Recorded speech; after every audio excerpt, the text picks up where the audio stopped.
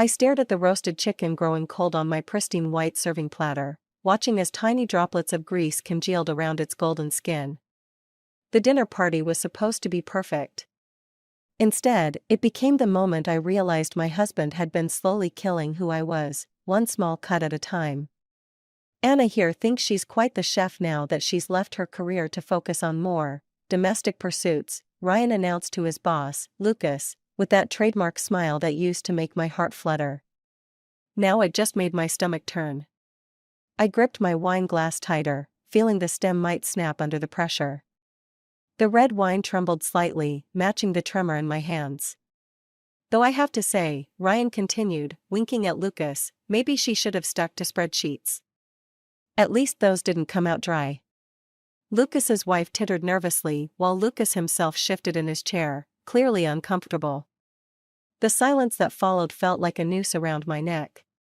Actually, I said, my voice steadier than I felt, I followed your mother's recipe exactly, Ryan. The one you always praise at her house. The look Ryan shot me could have frozen hell. I used to shrink from that look, make myself smaller, apologize for speaking out of turn. Not tonight. Speaking of work, Lucas interjected, clearly trying to ease the tension. Ryan tells me you were in marketing before? At Preston and Mills? Senior marketing executive, I corrected, ignoring Ryan's warning cough. I led their digital transformation campaign. We increased market share by 32% that year. Ryan's knife scraped against his plate with unnecessary force.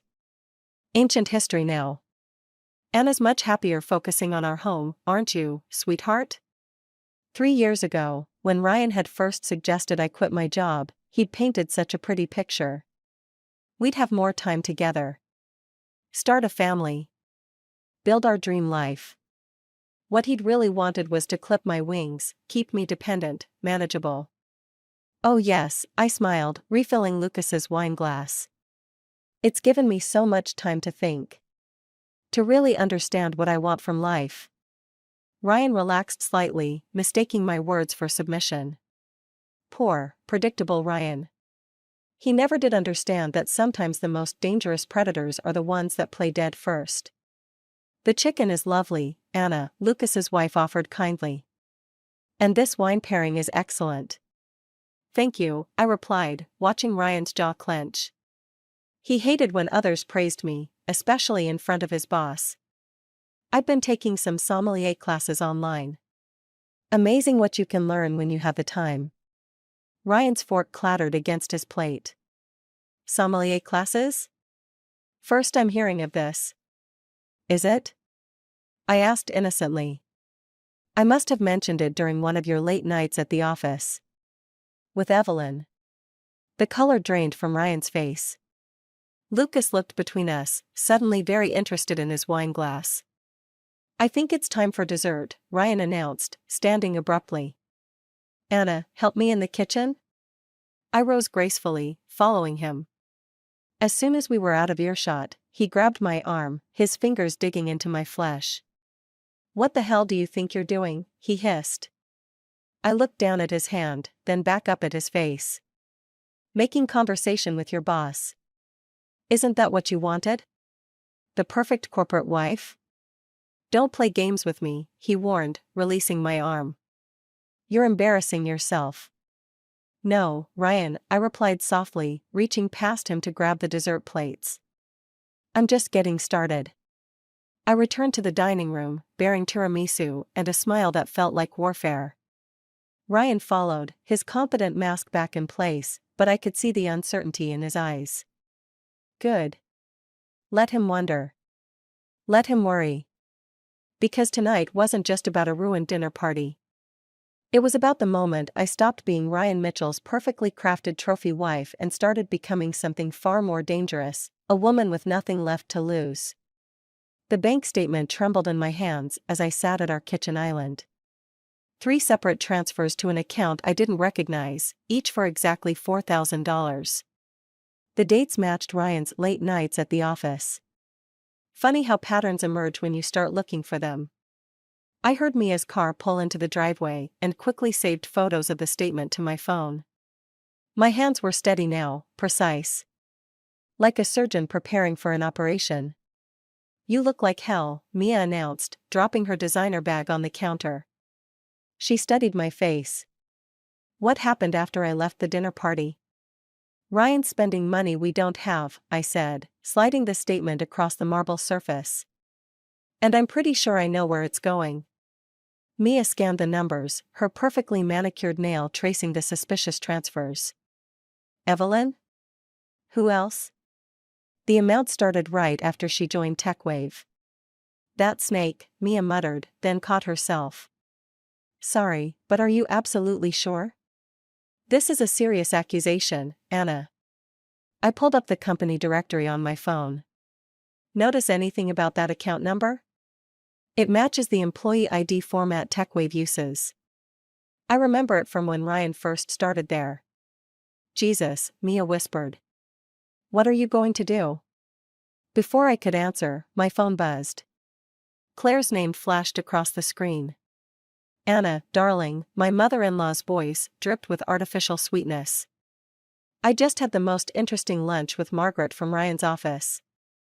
She mentioned seeing him and that lovely Evelyn having quite an intimate dinner at Lou Blanc last week. I thought you should know." My grip tightened on the phone. "How thoughtful of you, Claire. Was this during the charity gala I couldn't attend because Ryan said we couldn't afford the tickets?"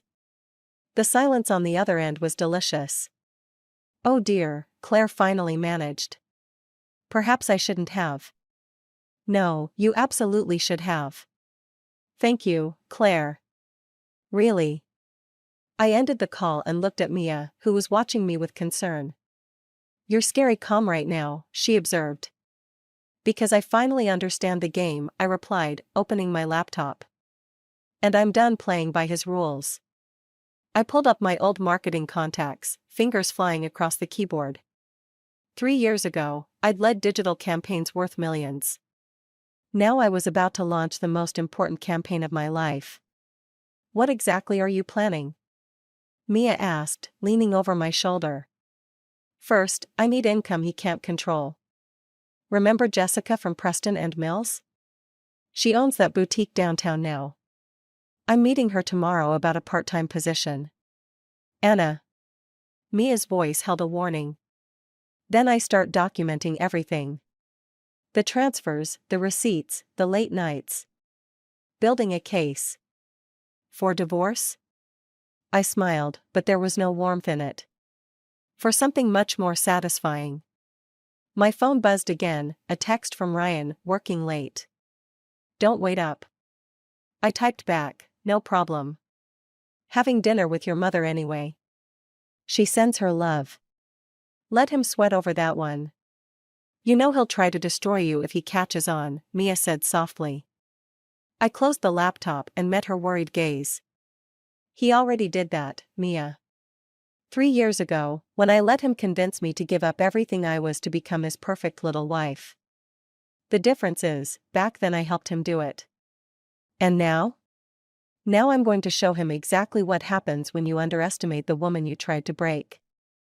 I stood up, suddenly energized. "Want to help me go through his office?" Mia hesitated for only a second before grabbing her bag. "I'll take the desk, you take the filing cabinet?" As we climbed the stairs to Ryan's home office, I felt something I hadn't experienced in years: purpose. Every step was taking me closer to reclaiming not just my dignity, but my power. The lock on his office door was child's play. I'd watched him punch in the code countless times while he thought I was focused on being the perfect hostess. Just like I'd watched him slowly dismantle my confidence, my ambitions, my sense of self. Well, Ryan was about to learn that some things, once broken, don't put themselves back together the same way. Sometimes they come back sharper. Deadlier. And I was just getting started. The boutique's bell chimed as another customer left, clutching a designer bag I'd convinced her she couldn't live without. 2 weeks into my part-time hobby, as I'd explained it to Ryan, and I'd already doubled the store's sales. Jessica couldn't stop beaming. "Just like old times," she said, counting the day's receipts. "You haven't lost your touch." I was about to respond when I heard familiar voices outside. Through the storefront window, I spotted Ryan and Lucas heading toward the coffee shop next door. I ducked behind a display rack, motioning Jessica to silence. "The board's getting suspicious, Ryan." Lucas's voice carried through the thin walls. "These numbers don't add up, and Evelyn's department shouldn't be showing that kind of profit margin."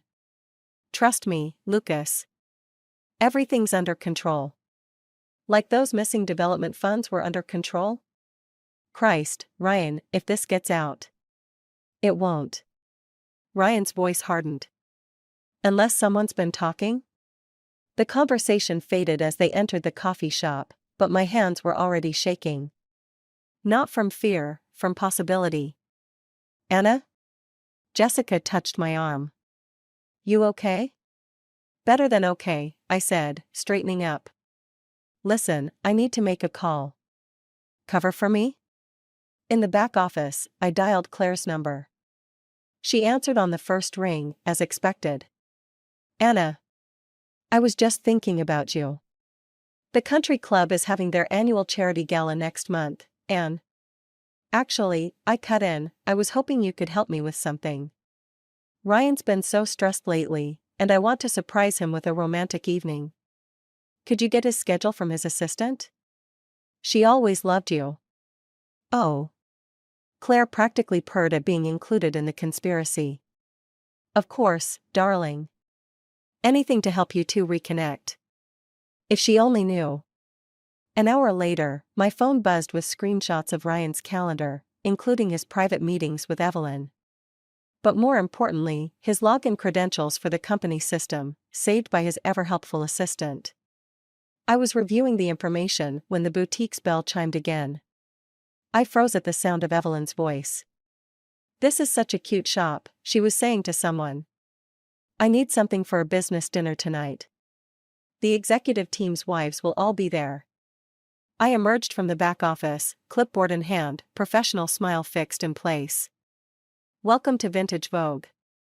Can I help you find something?"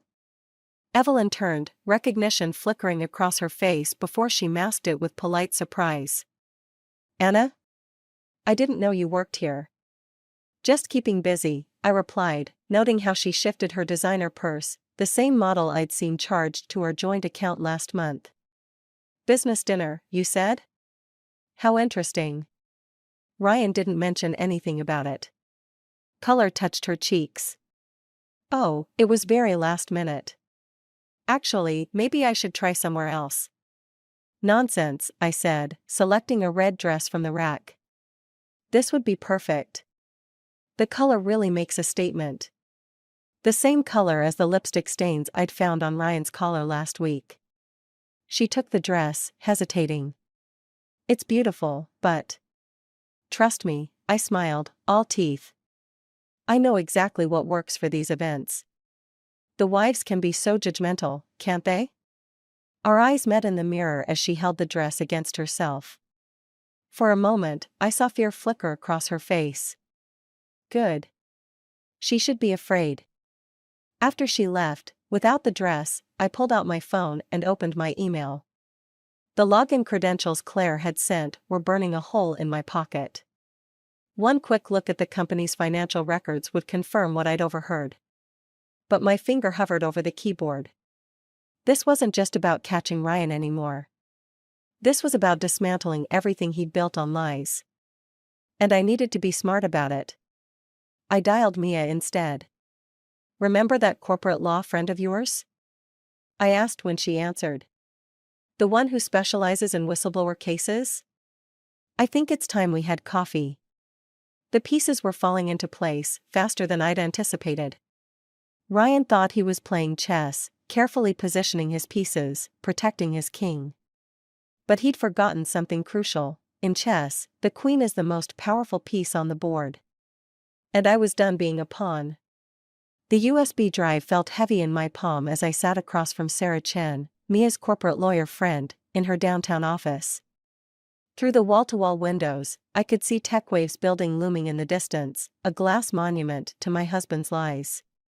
"These financial records," Sarah said, scrolling through her laptop, "they're definitely irregular. But proving Ryan's involvement will be tricky." He's covered his tracks well. I pulled out my phone, played the recording from the coffee shop. Lucas's voice filled the room. These numbers don't add up, and Evelyn's department shouldn't be showing that kind of profit margin. Sarah's eyebrows shot up. That's better. But we still need. My phone buzzed. Claire's name flashed on the screen. Anna, darling, she burst out before I could speak. The most wonderful news. Ryan's planning to announce his promotion at the charity gala next month. Lucas told me himself. My blood ran cold. Promotion? To Chief Financial Officer. Can you believe it? Though I suppose with poor Marcus's heart attack. The rest of her words faded into white noise. Marcus Thompson. TechWave's current CFO. The only person who could have spotted the financial irregularities. Claire, I interrupted, when did Marcus have his heart attack? Just yesterday. Such terrible timing, right before the audit he was planning. Ryan says he'll handle everything now, of course. I ended the call, my hands shaking. We need to move faster, I told Sarah. Ryan's about to destroy evidence. Sarah leaned forward. Anna, slow down. If we rush this. He gave his CFO a heart attack. You can't prove that. Yet. I stood up, gathering my things. But I know someone who can help. An hour later, I was back at the boutique, watching Evelyn try on dresses for the charity gala. She'd been coming in regularly, perhaps hoping to run into me, perhaps seeking absolution. The blue one, I suggested, noting how she startled at my voice. It matches your eyes. Though I hope you didn't charge it to the same account as the last 3 dresses. She froze, half-zipped. I don't know what you mean. $4,000. 3 times. To your employee account. I stepped closer, adjusting her zipper with deliberate care. The same account that received a substantial bonus right before Marcus Thompson's unfortunate accident. Her face went ash-white. How did you? I was a marketing executive, Evelyn. Numbers tell stories. And yours is particularly interesting. I smoothed the fabric across her shoulders, our eyes meeting in the mirror. Especially the part where Ryan convinced you to help him hide the missing development funds. He said it was temporary, she whispered. Just until the audit. And now there won't be an audit. Convenient, isn't it? She turned to face me, tears threatening. I never meant. I didn't know about Marcus. But you suspected. I handed her a tissue. Help me stop him, Evelyn. Before someone else gets hurt. He'll destroy me. No, I said softly. He'll try. But I won't let him. Neither will Sarah Chen from Morrison and Associates. I placed her card on the dressing room bench. Your choice. That evening, I prepared dinner as usual, listening to Ryan boast about his upcoming promotion. Each word was a knife in my gut, knowing what he'd done to achieve it. We should celebrate, I suggested, pouring his wine. Maybe invite Lucas and his wife over? Actually, Ryan paused, studying my face. I was thinking just the 2 of us. We'd been distant lately. Maybe it's time to focus on us again. I met his gaze, saw the calculation behind his charm. He was worried, trying to secure his home base before making his final move at work. That sounds perfect, I lied, raising my glass. To new beginnings. He smiled, relief evident in his shoulders. Poor Ryan. He still thought he was the one in control.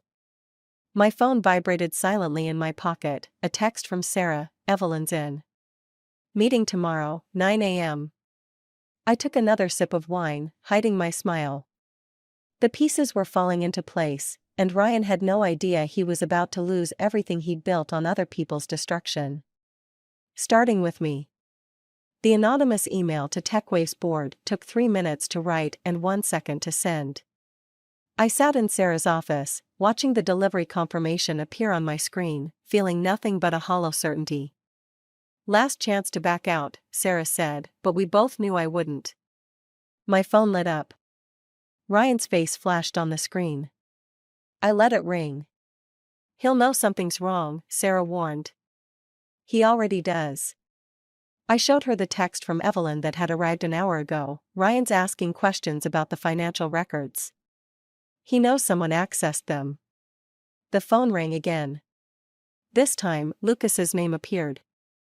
I answered, putting it on speaker. Hello? Anna. Lucas's voice was tight. Is Ryan with you? He's not answering his phone, and we've got a situation here. What kind of situation? The board received some concerning information about the development funds and Marcus's audit. A pause. Anna, did you know anything about this? I caught Sarah's warning look. About what, exactly? Never mind. Just, if you see him, tell him to call me immediately. The line went dead. Within seconds, my phone exploded with notifications. Claire was calling. Mia was texting. Even Jessica from the boutique. Ryan was just here looking for you. He seemed angry. We should get you somewhere safe, Sarah started, but I was already standing. No. I need to be home when he arrives. It has to play out right. Anna. I've got the security system recording everything. The police on speed dial. And 3 years of rage keeping me steady. I drove home through streets that felt simultaneously familiar and foreign. The house looked exactly as I'd left it this morning, but everything had changed. Ryan's car wasn't in the driveway, but the front door was unlocked. I stepped inside, hearing movement upstairs in his office. Ryan? The shuffling stopped. Then footsteps, heavy and quick, descended the stairs. Where are the files? His face was flushed. I ask you. The ones you took from my office. I didn't take anything from your office. Technically true. I'd copied files, not taken them. Don't lie to me. He moved closer, that familiar mix of charm and menace radiating off him. You've been busy, haven't you? Working at the boutique, meeting with lawyers. Did you think I wouldn't find out? Like I found out about Evelyn? Or Marcus? He laughed, but it was brittle. You don't know what you're talking about. $4,000, 3 times. To keep her quiet about the missing development funds. Then Marcus starts asking questions, planning an audit, and suddenly has a heart attack. I met his gaze steadily. Convenient timing. You're being dramatic. But his eyes darted to the stairs, to his office. I would never. Hurt anyone?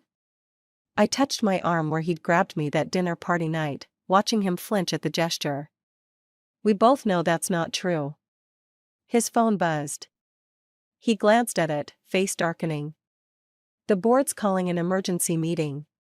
Whatever you think you're doing, Anna, stop it now. You have no idea what you're risking. Actually, I do. I'm risking everything you built on lies. Your career. Your reputation. I smiled, feeling powerful for the first time in years. Your perfect little wife. He moved so fast I barely saw it, his hand reaching for my throat. But I was faster, stepping back, my own phone already recording. Try it, I whispered. Give me one more reason to destroy you. His hand dropped. For a moment, I saw real fear in his eyes. Then his phone buzzed again, and he backed away, straightening his tie. This isn't over. No, I agreed. But it will be soon. He left, the door slamming behind him.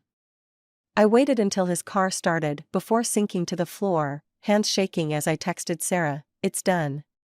He took the bait. The board meeting tomorrow would reveal everything, the fraud, the harassment, possibly even worse. And Ryan, thinking he could control the narrative, would walk right into it.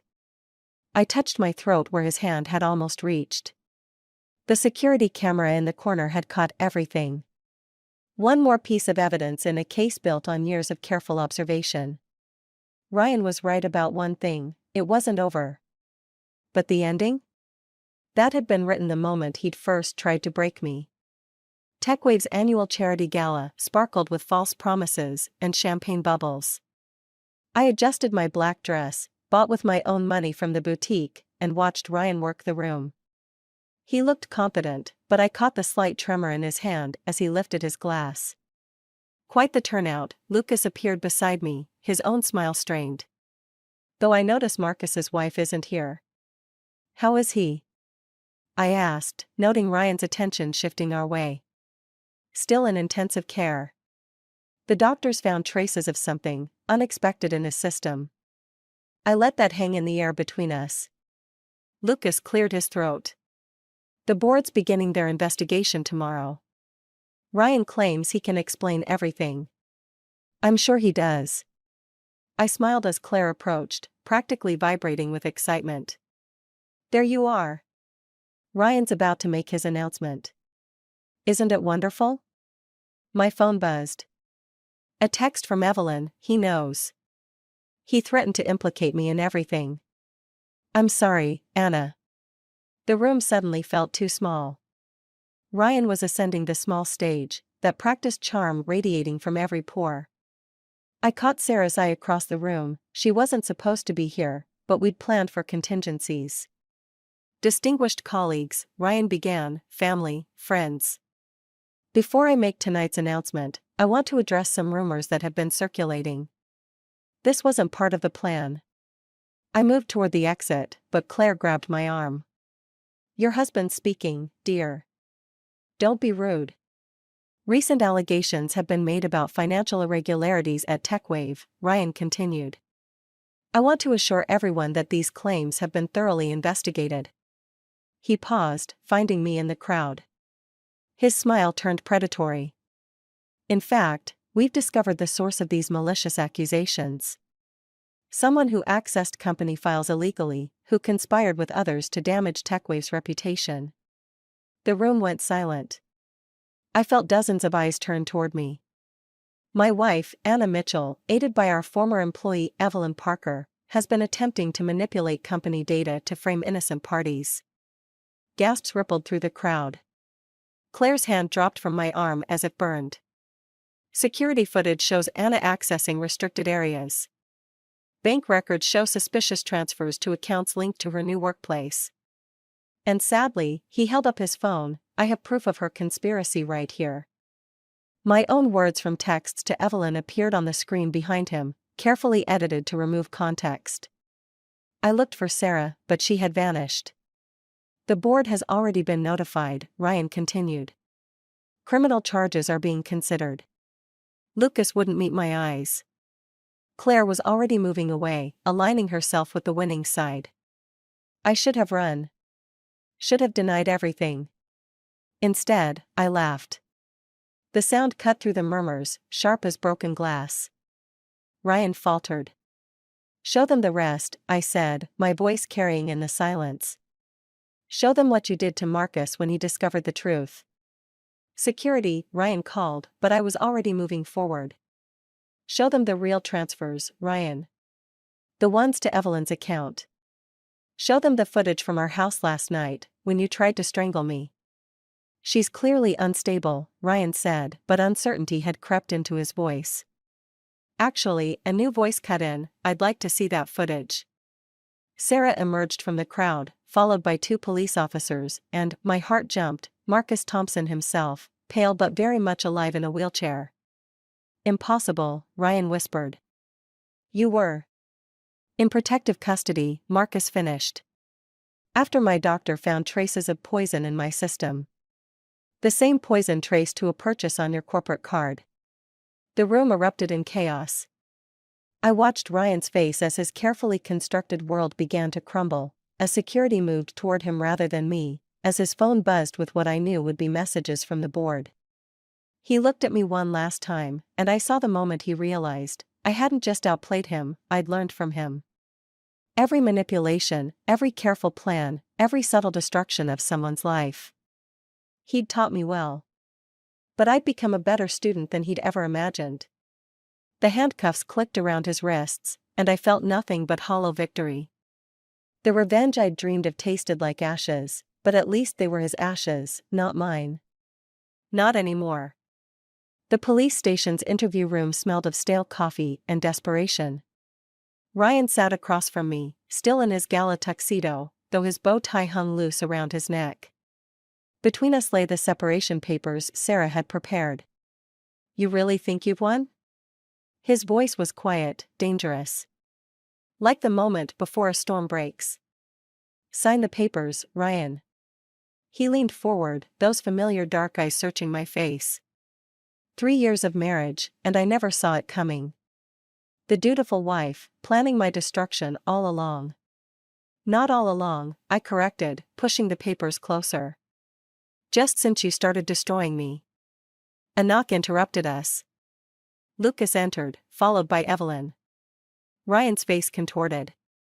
You brought them into this? They brought themselves. I nodded to Evelyn, who placed a USB drive on the table. Show him. The laptop screen flickered to life. Security footage from Marcus's office played silently, Ryan slipping something into a coffee cup, Marcus collapsing hours later. I kept everything, Evelyn said softly. Every conversation, every transfer, every threat. Insurance, I told myself. But really, I was just a coward. Ryan's laugh was hollow. And now you're what? Growing a conscience? Now I'm choosing a different path, she replied, moving toward the door. Like Anna did. Lucas cleared his throat. The board's decision is final, Ryan. TechWave will be pressing charges. You can't. We already have. Lucas placed another document beside the separation papers. Your resignation, effective immediately. Ryan's hands curled into fists. I recognized the tension in his shoulders, the prelude to violence I'd learned to fear. Everything I did, he hissed, I did for us. For our future. No. I stood, feeling stronger with each word. You did it for yourself. The money, the power, the control, it was always about you. I was just another acquisition. Something to own, to shape, to break. I made you who you are. You tried to unmake me, I corrected. But here's the thing about breaking something, Ryan.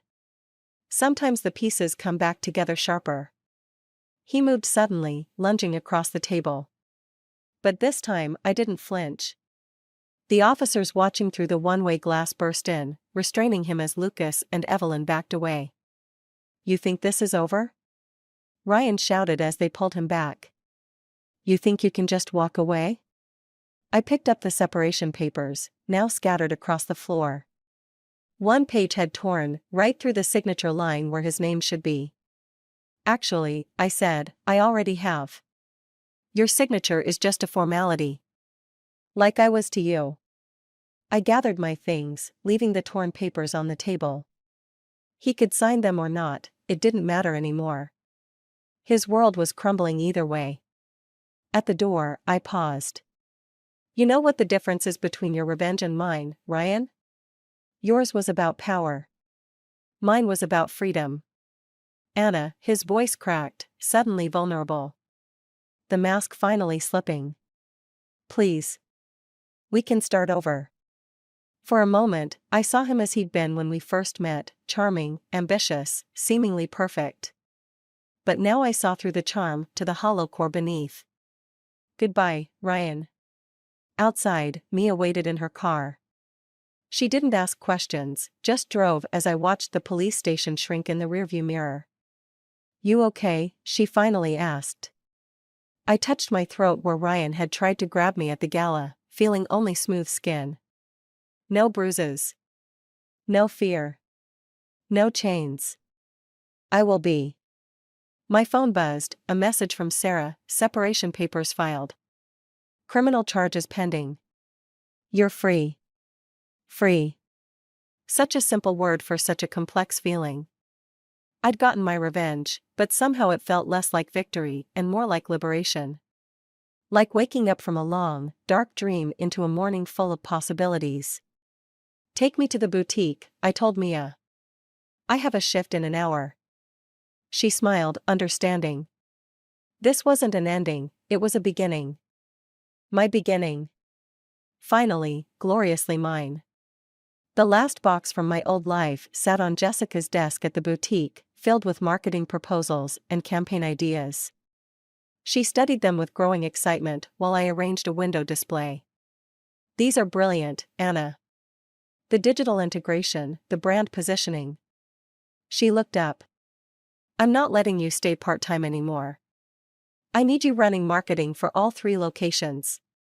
Through the window, I watched Claire approach the store, hesitating at the entrance.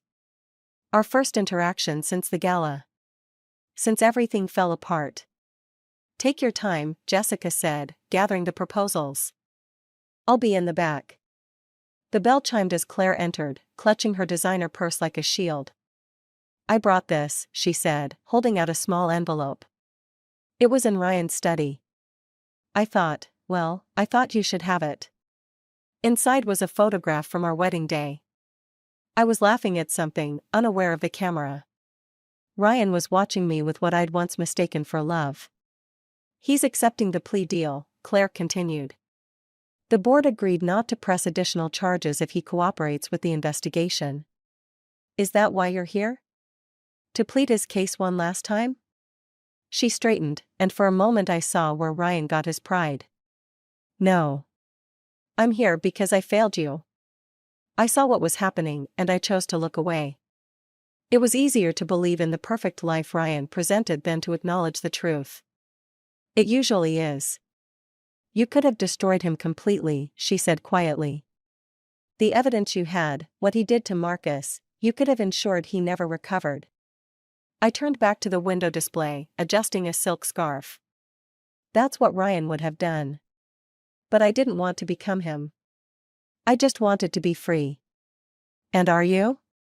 Free? My reflection in the window caught my eye, shoulders straight, head high, no tension in my jaw. No fear. Getting there. Claire moved toward the door, then paused. The house, he signed it over to you. Part of the settlement. Sell it, I said. Give the money to Marcus's medical fund. I don't want anything from that life anymore. After she left, I found one last item at the bottom of the box, a handwritten note from Ryan from our first anniversary. To my perfect wife, it began. Thank you for becoming everything I needed you to be. I'd treasured those words once. Now they read like a confession. The bell chimed again. Mia entered, followed by Evelyn. An unlikely alliance forged in the wreckage of Ryan's manipulation. Ready for lunch? Mia asked. That new marketing firm is eager to meet you. Just need to finish this display. Evelyn touched a cashmere sweater, her fingers trembling slightly. The investigators called again. They need more testimony about the financial transfers. You don't have to do it alone, I told her. Sarah will be there. So will I. She nodded, something like hope flickering across her face. I placed the last item in the window, a delicate silver chain with a key pendant. Not quite broken, but transformed into something new. Something stronger. Perfect, Jessica called from across the store. Though I'd shifted slightly left. I smiled, leaving it exactly where it was.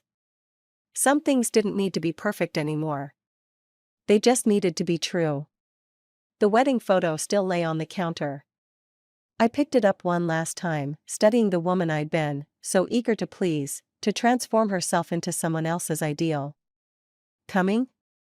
Mia called from the door. I left the photo on Jessica's desk, next to my new business cards, Anna Mitchell, Marketing Director.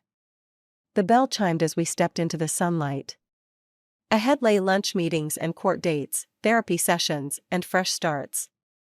The path wasn't clear or certain, but it was mine. And this time I wouldn't let anyone else define who I was meant to be.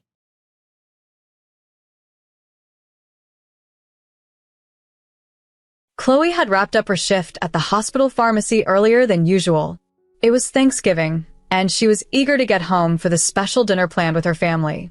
At 4 in the afternoon, as she removed her white coat, her colleague Artha remarked on the significance of the day, to which Chloe responded with a smile, looking forward to the family gathering. It was a rare occasion for them. Chloe had dedicated over a decade to her role as a medicine shop, a job that matched her meticulous nature perfectly. She found satisfaction in the precise work of mixing medications, explaining potential side effects, and providing thorough care to patients. As she gathered her belongings, her mind wandered to the evening's menu which she had begun preparing the previous day: roast turkey, potato gratin, and pumpkin pie. While driving, memories of her family's dynamics surfaced, recollections of when her mother remarried her stepfather 5 years after her father's death. Initially reluctant, Chloe had warmed to stepfather upon seeing her mother's happiness. However, she sensed a shift in the family atmosphere over time, particularly with her sister, Ella, whose values diverged sharply from her own. Ella thrived in the spotlight, building a substantial following as an influencer on YouTube, while Chloe cherished the simple gratitudes from her patients more than any public accolade. After a quick stop at the supermarket to pick up some forgotten cranberry sauce, Chloe received a call from her mother. An urgent issue had come up. Ella's friend needed help, which might delay Mother's arrival for dinner. Chloe sighed, familiar with such last-minute disruptions, which seemed to increasingly sideline family commitments. Upon arriving home, Chloe busied herself with the final dinner preparations. She set the table for 3, mindful that stepfather was away on a business trip. As she added the finishing touches, the evening darkened into night. By 7 o'clock, neither her mother nor Ella had shown up, despite repeated calls. At 6:11, with the food beginning to cool, the doorbell rang. Chloe rushed to the door, hoping to see her family, but found only an envelope. Inside, a note from her mother stated they had gone to dine at a fancy restaurant called The Grand. Confused and hurt, Chloe read the note repeatedly, struggling to grasp the situation. Just as despair took hold, laughter erupted from the living room closet. Mother and Ella burst out, laughing hysterically. Ella was filming the whole ordeal, revealing it was a prank for her YouTube channel, a Thanksgiving special meant to catch Chloe off guard. Stunned and rooted in place, Chloe watched as Ella continued to record, gleefully narrating the success of their prank. Mother, catching her breath, explained it was all for Ella's YouTube. The laughter and joviality of her family felt cruel to Chloe, who stood bewildered and hurt, clutching the torn letter, a stark reminder of the prank's sting. The once warm prospect of a family Thanksgiving had turned into a harsh reality of YouTube antics, leaving Chloe to question the genuine connections within her seemingly close-knit family. This situation was clearly set to become an internet sensation. Her voice bubbled with excitement. The increasing numbers of viewers, hundreds, perhaps thousands, were tuning in, delighting in the scene unfolding before them, which consisted of my obvious bewilderment and discomfort. The realization that so many strangers were witnessing my ordeal made my heart heavy with pain. Mom, clearly thrilled, was helping out with Ella's project for the first time. "What do you think?" she asked eagerly, looking for my reaction. "Isn't this exciting?" Everyone seems to be having a great time. Inside my head, a storm of emotions churned: shock, confusion, and a slowly building anger. I stood there silently, my gaze fixed on the menu I had meticulously planned a week in advance, the groceries I had bought 1 day prior, and the turkey I had started preparing early in the morning. All that effort was for this charade. I felt a deep crack forming inside me. "Carol, say something," my mom urged, a trace of worry lacing her voice as she sensed the lack of the reaction she had anticipated. Her impatience hinted at her frustration that the planned scenario was not unfolding as expected. I watched calmly as Ella, with the camera in one hand, gave me a gentle tap on the shoulder with the other. "Wasn't that funny?" she chuckled. "If this gets me more followers, I might land some more sponsorship deals." "Thanks, sis." Her voice was filled with genuine happiness. For her, this moment was a peak of joy, where YouTube engagement and potential income were her priorities, values so distant from my own. With the letter still in my hands, I slowly tore it in half. The sound of the paper ripping through the silence of the living room was like the sound of something tearing inside me as well. "What are you doing?" Ella exclaimed, her eyes wide with shock. She had not anticipated this reaction from me, her typically understanding and accommodating sister. As I let the torn pieces fall to the floor, I took a deep breath and chose my words carefully, though my voice quivered with contained anger. "Did you three ever think about how this would make me feel?" I asked quietly. I spent weeks preparing for today. I woke up at 2:11 in the morning to cook, and now the food sits there, getting cold. All that time, not just wasted, but filled with love and anticipation, now just part of your funny prank. Ella, slightly irritated, retorted, "Everyone, this is my sister, so serious and rigid that she can't take a joke." She continued filming, her words cutting deeper. "But this wasn't just a joke to me. Look at this table," I said, my voice rising despite my efforts to control it. Turkey, gratin, pumpkin pie, all going cold. This was supposed to be a special evening. Mom tried to intervene. "Carol, don't be so upset. We planned to eat together after the prank." There was a hint of regret in her voice as she began to understand that things were not going as planned. "Really?" I laughed sarcastically, my laugh devoid of humor. "You thought we'd just eat the cold food after the prank and everything would be okay if I just smiled and played along?" Ella snapped back, still recording. "You're overreacting. It's just a little prank among family members. It's supposed to be entertaining." I stood firm, realizing how this dynamic had become the norm, always expecting me to endure for the sake of family harmony. But tonight was different. "That's enough," I said quietly. "I'm not playing your games anymore." It felt like a goodbye, not just to tonight's prank, but to years of being misunderstood and sidelined. I grabbed my coat, headed to the door, and without looking back, stepped out into the cold night air. The chill was a relief after the stifling atmosphere inside. "Wait, where are you going?" Mom's voice held genuine concern for the first time. "I'm going out," I replied, my voice steady. Ella's laughter followed me, still not grasping the gravity of the situation. "This isn't something to get so upset about," she called after me. But as I walked into the darkness, leaving the door and the night's events behind me, I felt a profound sense of liberation. This was not just an exit from an unpleasant evening, but a step away from a long-standing pattern of disregard and misunderstanding, a step toward something new.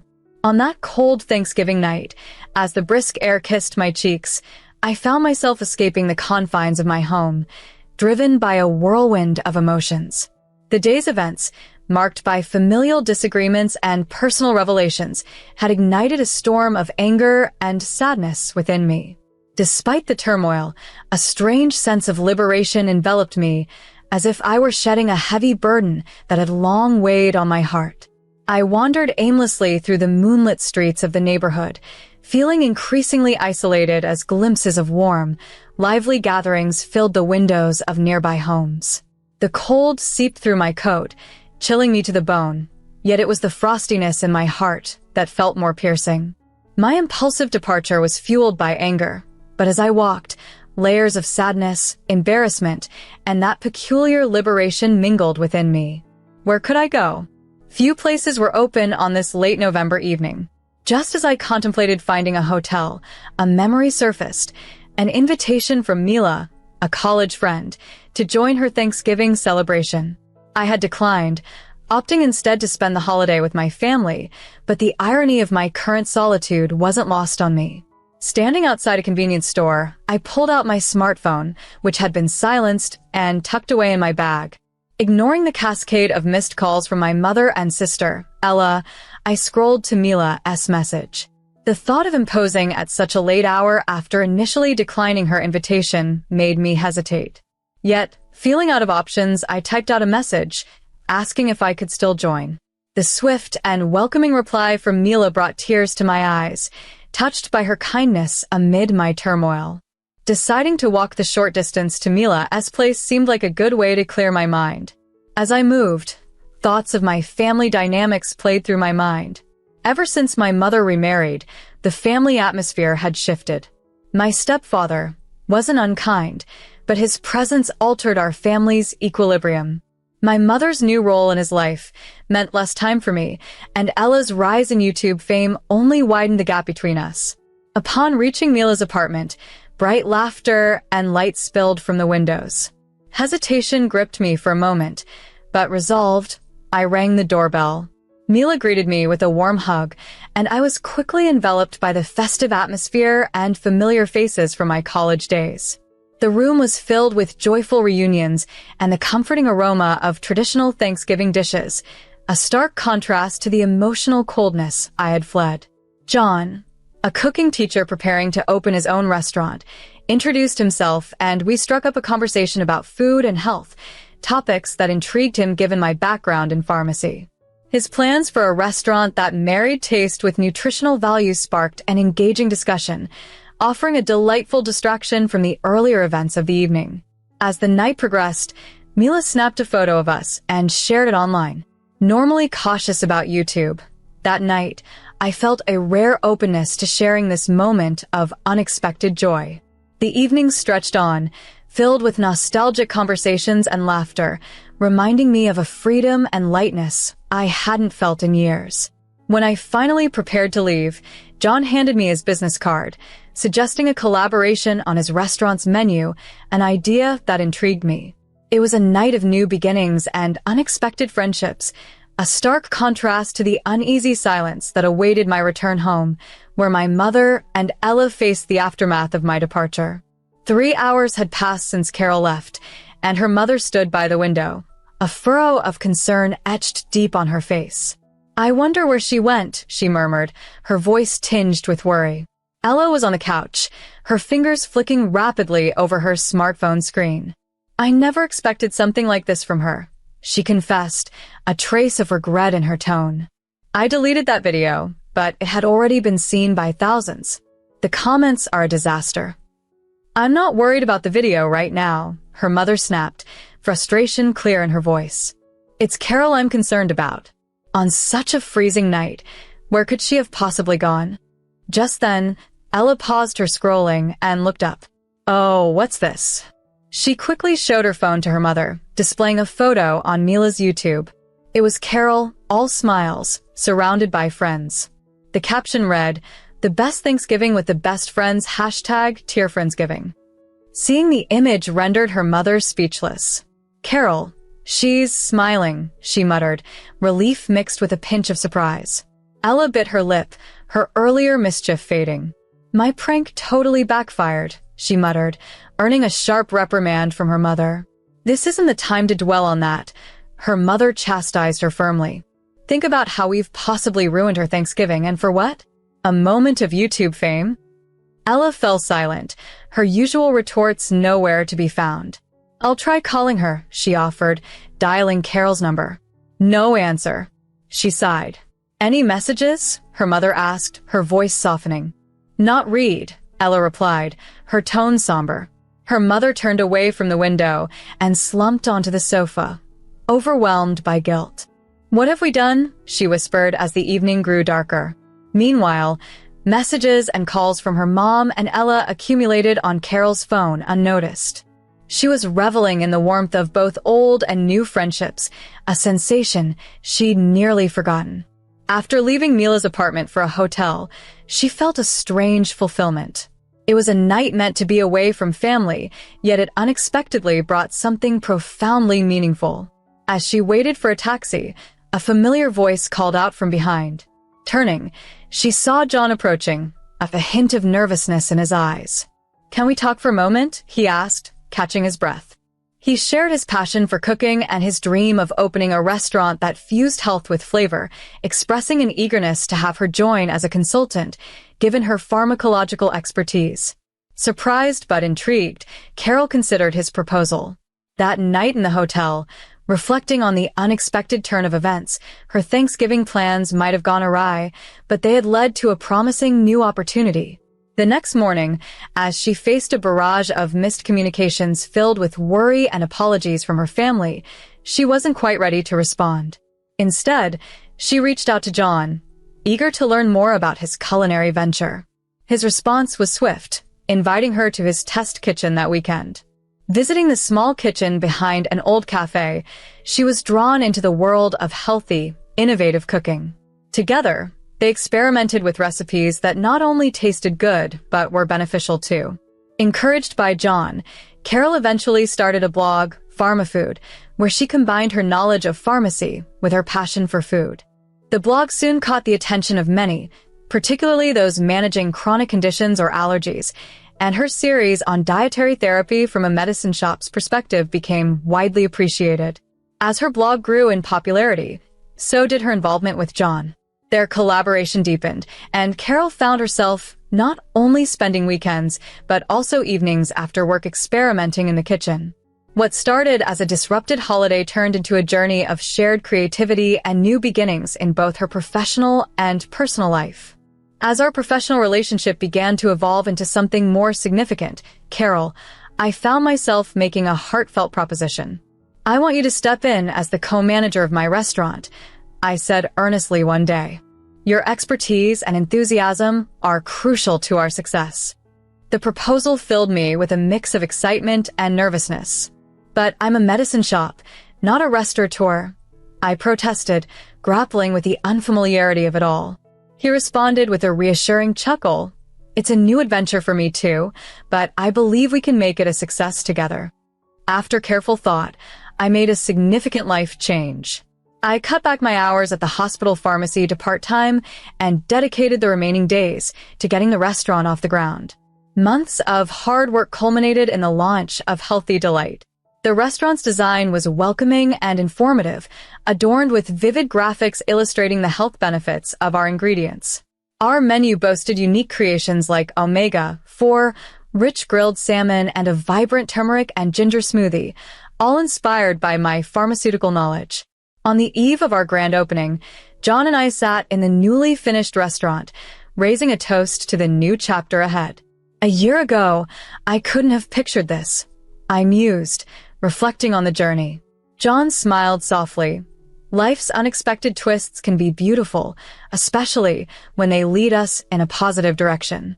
The opening day exceeded our expectations, attracting a crowd of enthusiastic blog followers and health-conscious locals. The unique concept of a health-focused eatery run by a medicine shop piqued widespread interest. 5 months later, our restaurant was spotlighted in a local newspaper as a pioneering health dining experience. This exposure led to an exciting opportunity, a feature on a local morning TV show.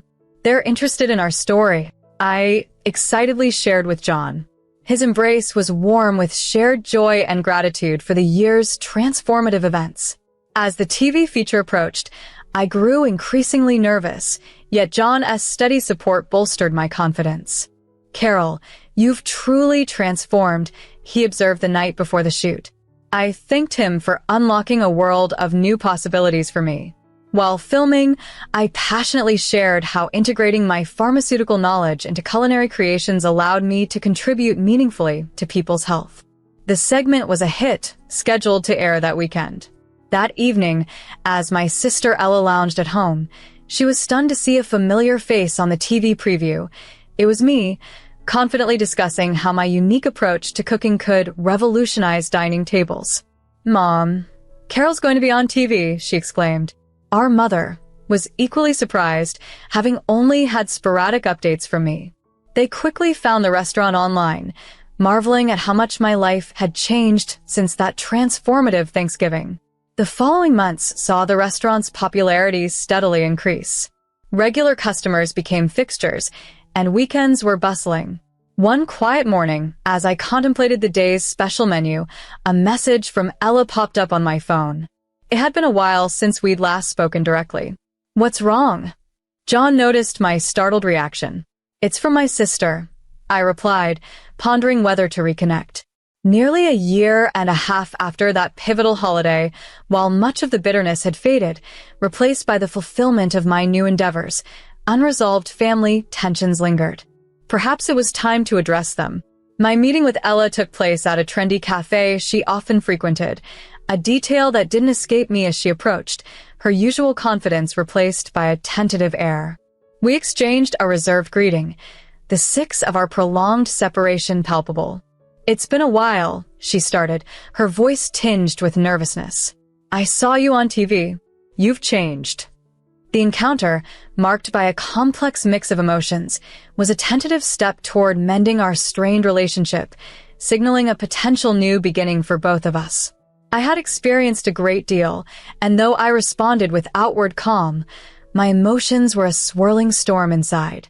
After some idle chatter about the weather and other trivial topics, Ella shifted the conversation to something more serious. As she stared into her coffee cup, she admitted, "A lot has happened since that Thanksgiving." Her voice trembled with an unusual vulnerability as she recounted the fallout from a prank video that initially seemed humorous but soon attracted negative attention. Criticisms mounted, calling it a betrayal to use her sister for views, which eventually led to the cancellation of her Pranking Families series and the loss of sponsorships and followers. She attempted a smile, but it was tinged with bitterness. "Mom has struggled too," she continued. Her social circle was abuzz with the story, damaging her reputation. At her direct question about my expectations, Ella seemed taken aback. She earnestly expressed a desire to reconnect as a family, especially with Thanksgiving approaching. The word, family, once meant everything to me, but things had changed. I responded gently but firmly, "Ella, I've found a new life now, with people who genuinely care about me." Her face fell. "Does that mean we're not family?" she asked. I explained that her actions that night made me feel used, just to boost her viewer numbers. I could accept her apology, but returning to our old ways was out of the question. I had moved on. Ella's eyes welled with tears. "I'm really sorry," she whispered. "I understand if you can't forget what happened." As we parted, she asked if she could visit my restaurant.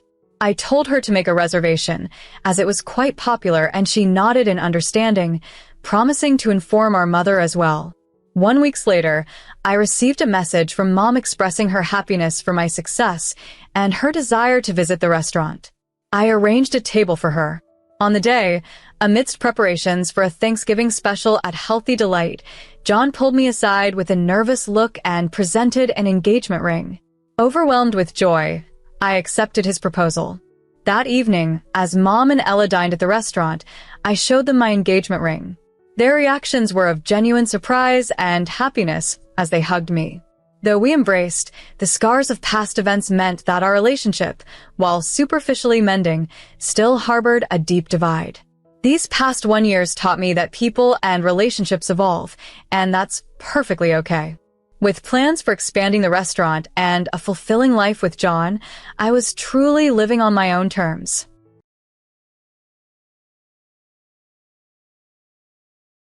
Financial situation after discovering how much I'm set to earn. This newfound interest has led him to make the shocking decision to evict me from my own home, all under the guise of family necessity. My stepsister, Sophia, who is 27 and considered the perfect daughter by my father, has found herself in a challenging situation. Sophia, who has chosen a life as an hairstyle, is now pregnant and without a stable place to live since her boyfriend left her. Consequently, my father sees it as my duty to vacate my home to help her. Sophia and I share the same father, but we couldn't be more different. While I strive to maintain strong morals and focus on my career, Sophia lives a lifestyle that deeply concerns me. She has turned to creating adult content online and working as an hairstyle, a path fraught with risks and moral questions that I personally find distressing. Despite her efforts, she's not very successful, constantly struggling financially and frequently asking our father for money. Our father, deluded by his affection for Sophia, sees her in a light that ignores the reality of her actions. He's even gone so far as to label her as pride and joy, a fact that baffles me given what I know about her professional choices. Despite these circumstances, he's pushing me not only out of my home but also to forge a closer relationship with Sophia and his wife, something I find difficult due to our vastly different values and the way he's treated me over the years. As a man who values personal integrity and meaningful relationships, I find it challenging to reconcile the contrasting lifestyles and choices between Sophia and myself. I'm not here to judge anyone's path strictly on moral grounds, but I am concerned about the safety and implications of her chosen profession. Meanwhile, I keep my personal life discreet, focusing on potential meaningful connections rather than fleeting encounters, which Sophia seems to pursue. This situation has left me feeling like an outsider in my own family, a feeling exacerbated by my father's sporadic acknowledgement of me as his son, only coming into play when it benefits him financially or socially. I'm sharing this not to seek approval, but to vent my frustrations and to process the complex dynamics within my family. This is my side of the story, and while it might not resonate with everyone, it's my reality. Growing up, I didn't spend much time with a new family. My father seemed keen on sending me away at every opportunity. However, I've been around Sophia enough to know she's very much like her mother, Abigail. Abigail, in her heyday, thought of herself as quite the icon. She was a purser and caught the eye of many men, including my dad. These days, she's more known for her overly done cosmetic procedures, which give her a look that some might call a botched face Karen, if you get the drift. She runs a local FFT with her overly long nails that seem more suited for a Tim Burton movie than childcare. It's surprising parents trust her with their kids, considering she could accidentally harm them with those talons. Abigail is always ready to stir up trouble, sharing her opinions whether wanted or not, and has a knack for meddling in other people's affairs. Her voice can be grating, and she seems to have more artificial enhancements than some plastics in the sea. Her influence on my dad has been nothing but negative, and she played a significant role in his decision to send me off to boarding school when I was just 8 because she didn't want to raise a child that wasn't hers. Speaking of my dad, he's a central figure in all of this. He believes his actions are justified by virtue of his experiences, claiming that he knows better. He's even said he regrets having me because I'm not like him, which frankly I take as a compliment. My mom was the opposite. She was strong and knew her priorities.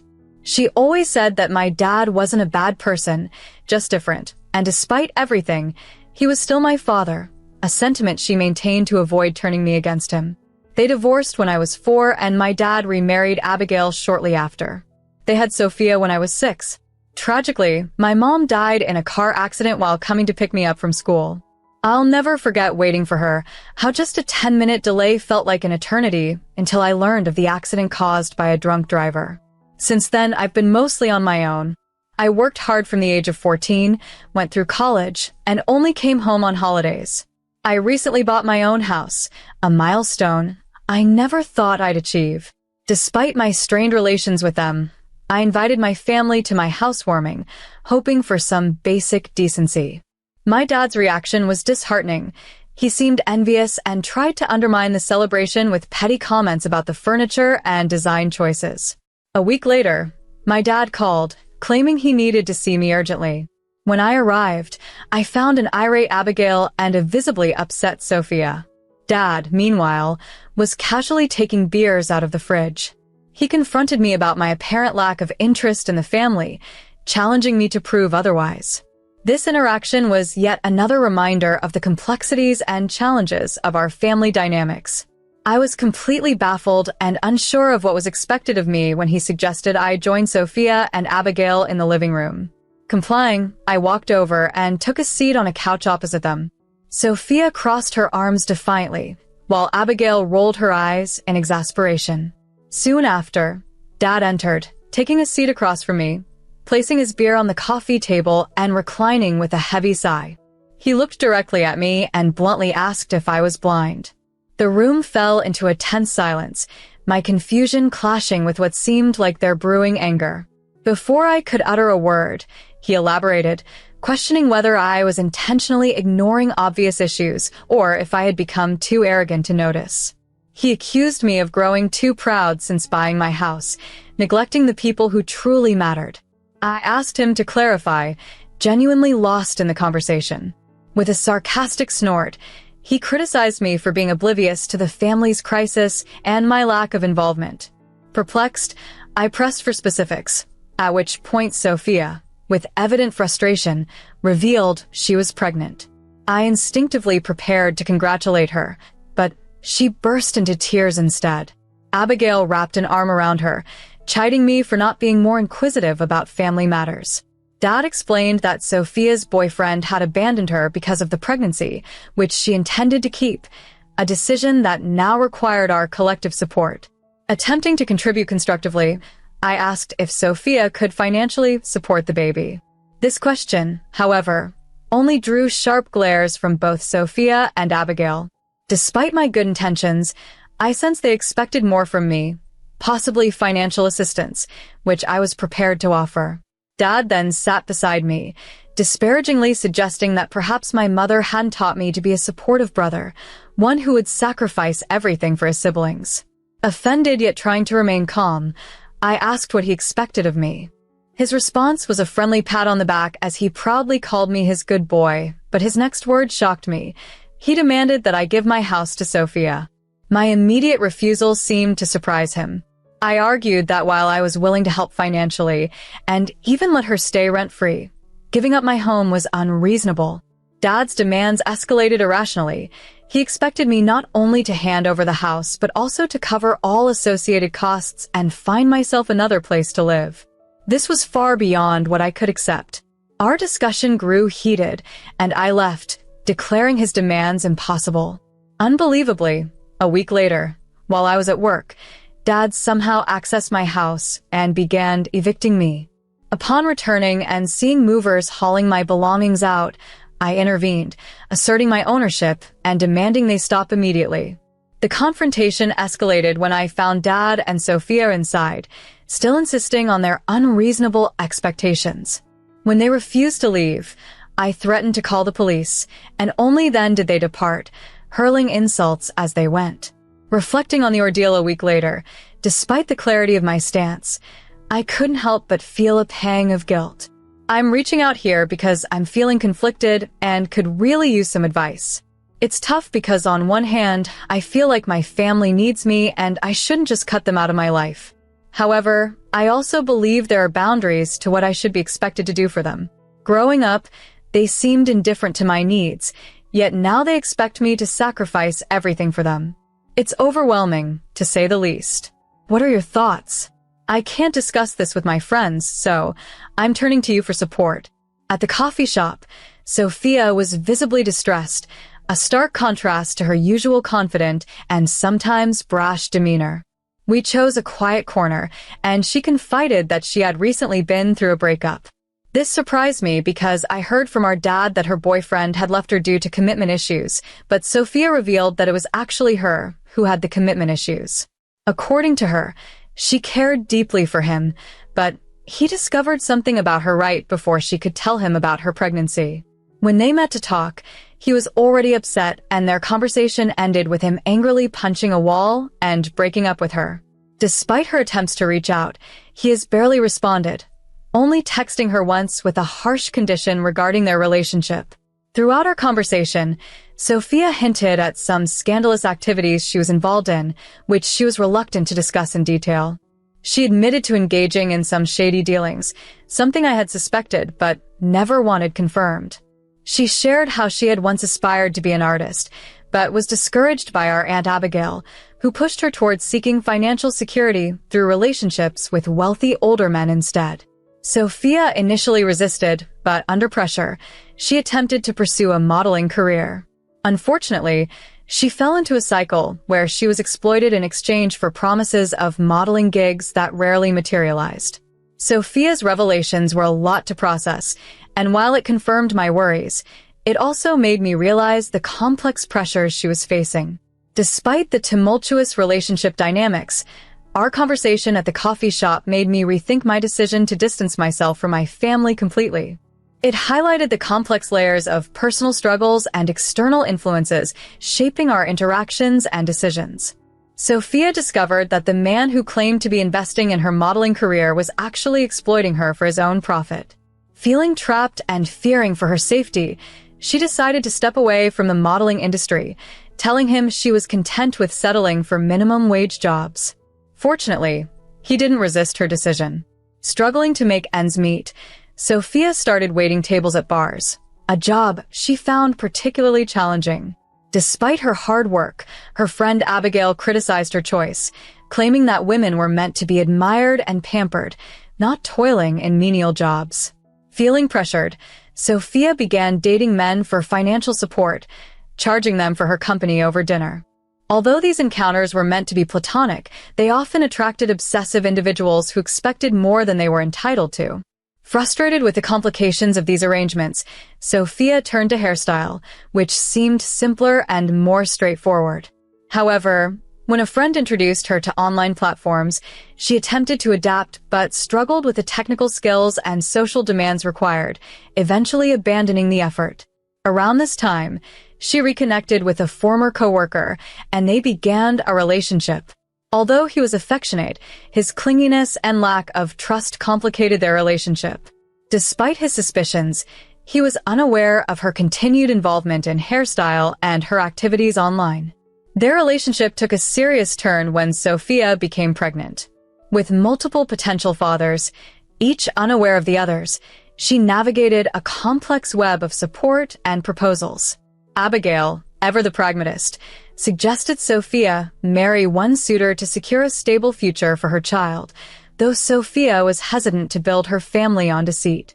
As for me, Sophia confided in me about her situation because she couldn't bring herself to tell her father, who believed she was only struggling with her modeling career.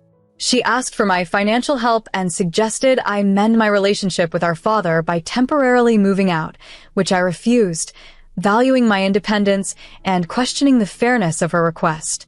This confrontation left our relationship strained. Sophia accused me of selfishness, aligning with our father's earlier judgments of me. I remained firm in my decision, unwilling to compromise my own stability despite her pleas. Now, another week has passed, and after updating you all here and receiving support, I feel more confident in my choices. However, I recently met with my father, who hinted at my financial capability to buy another house, suggesting it might be time for me to start my own family and provide a secure environment for any future children. I reiterated my contentment with my current living situation and reminded him that Sophia has been part of our family for years without issue. This ongoing dialogue with my father and the complexities of my relationship with Sophia continue to weigh on me. What do you think about this situation? Should I reconsider my stance? Your insights have been incredibly helpful thus far, and I look forward to hearing your thoughts on these new developments. Thank you for your continued support. When she revealed her pregnancy, I suggested that it would be best for her to be surrounded by supportive people. To my surprise, my dad declared that he and Abigail would move into my house with Sophia, leaving me utterly speechless. Before I could digest this news, a sarcastic laugh from the bartender sparked an unexpected confrontation. My dad, offended, demanded to know what the bartender found amusing. Revealing his identity as Sophia's boyfriend, the bartender accused her of using people and discarding them. He confessed that he had undergone a vasectomy the previous year, having decided against having children. This revelation was compounded by his claims that Sophia had been unfaithful, citing her secretive exits with various men. He felt betrayed when Sophia announced her pregnancy, insisting it couldn't be his child, which led him to conclude she had been cheating all along. The atmosphere was tense as the bartender spoke. My father's expression transitioned from anger to shock and then to deep disappointment. He explained how the situation shook his trust, leaving him to walk away quietly after a terse conversation. That evening, shifting the focus from the day's turmoil, my dad texted about needing to pick up Abigail from her yoga class. The next day brought more chaos when Sophia appeared at my doorstep, tearfully accusing me of ruining her life. I quickly brought her inside to avoid further spectacle and reassured her that I had not spoken to our father about her issues. It was her boyfriend who had exposed the truth during our bar visit. Sophia relayed that our father had harshly advised her to quit her questionable actions and attempt to rehabilitate her life, although he doubted her prospects for finding a decent partner. As we talked, Sophia lamented her situation and hinted that Abigail had remained silent during discussions of integrity and loyalty, leaving room for speculation about her own stance. Amidst her ongoing distress, Sophia seemed confused and still somewhat in denial about the entire situation. I comforted her, forgave her initial misjudgment about my involvement, and watched her return home, still overwhelmed by the unfolding events. This scenario left me with many questions about loyalty, relationships, and family dynamics, which I shared online, prompting a mix of reactions and advice from my followers. In response to their curiosity, I decided to take more proactive steps in dealing with the family crisis by offering to help raise Sophia's child and proposing practical solutions like freelancing for Sophia to gain some financial independence. This conversation with my dad was surprisingly calm and reflective, contrasting with his previous demeanor, and it revealed deeper layers of our family's complexities and his feelings of being misunderstood.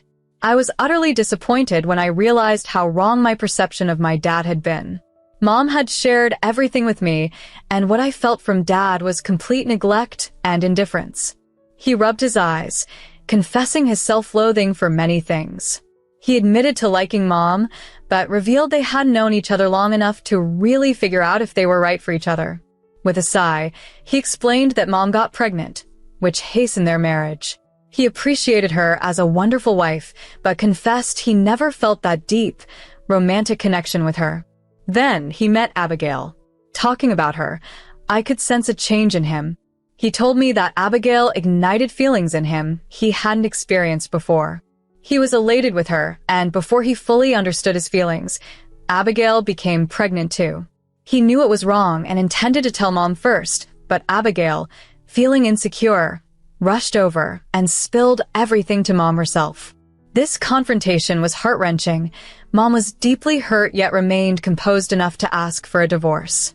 So, my parents split because my dad had an affair and got his mistress pregnant. I couldn't grasp how my dad could make things any worse. He paused, then shared how he had spent a wonderful year with Abigail after Mom passed away. When he brought me home, Abigail was displeased, fearing Dad would prioritize me over their new baby out of guilt. This led him to send me to boarding school 4 years later, minimizing my time at home to keep Abigail comfortable.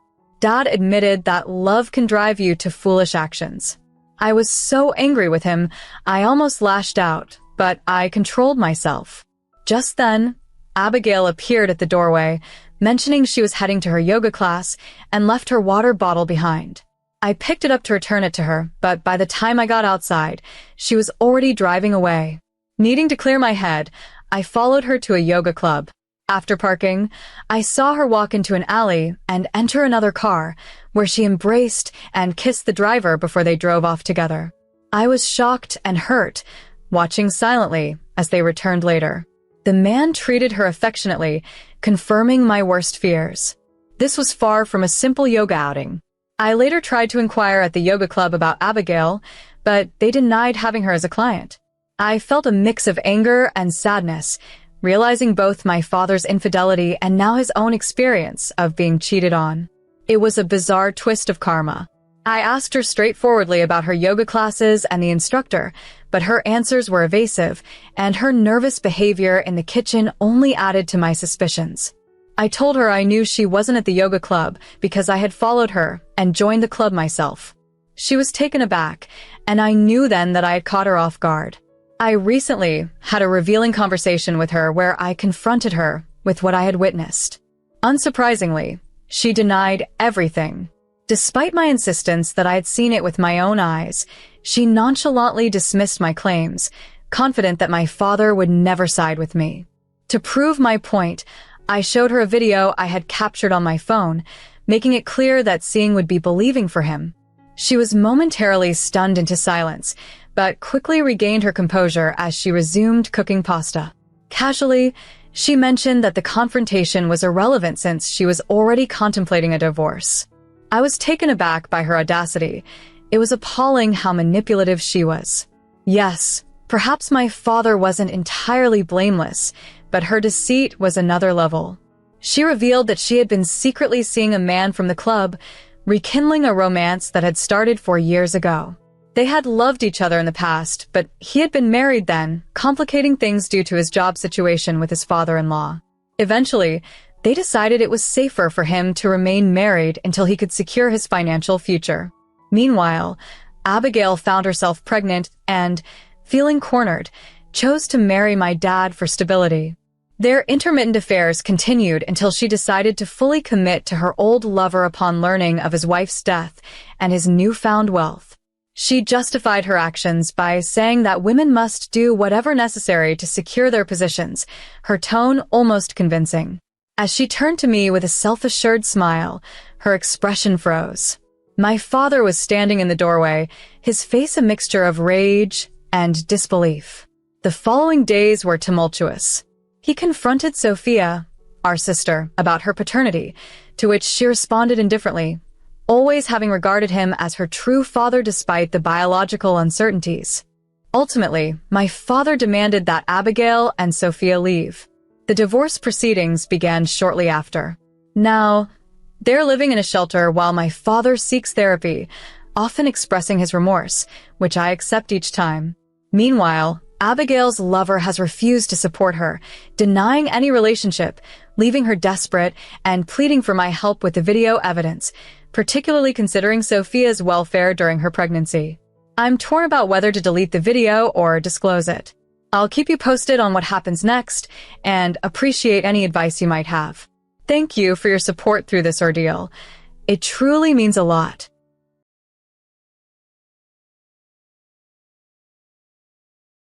Life has a peculiar way of challenging us when we're already feeling low.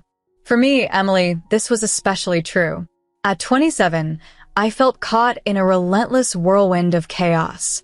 My days were swallowed by a dull job that was about as stimulating as watching paint dry, and my evenings? They were consumed by endless arguments with Rowan, my boyfriend of 5 years. Rowan was a complex character.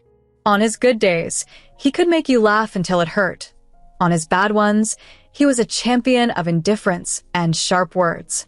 Our relationship was teetering on the edge, worn thin by too many pointless arguments, the kind we'd forget by the next morning. One lackluster Thursday night found us in our usual haunt, a tired diner where the air hung heavy with the scent of old grease and stale coffee. It was the perfect setting for yet another futile argument. "Why must you always be so difficult, Emily?" Rowan snapped, his patience fraying.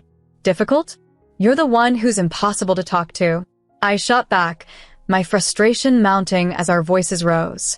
We went back and forth like a carousel that had lost its luster, revisiting the same tired issues: money, commitment, the future.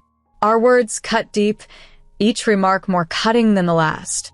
Leaving the diner that evening, the chilly air did nothing to cool our heated tempers.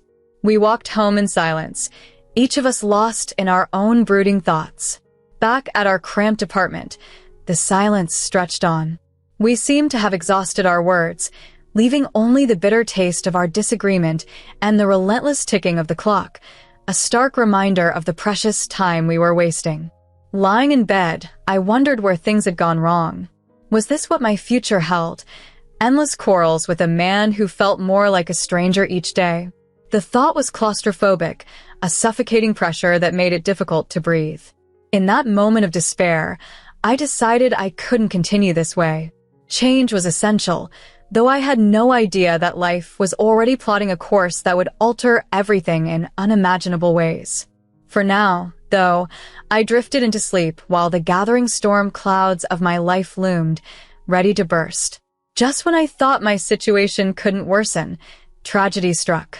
My parents and I were involved in a devastating car accident. In an instant, our conversation and laughter turned to chaos and agony. When I regained consciousness in the hospital, my world had shattered. My parents were gone, and I was left alone, my spine severely injured, my legs unresponsive. I couldn't envision any sort of future.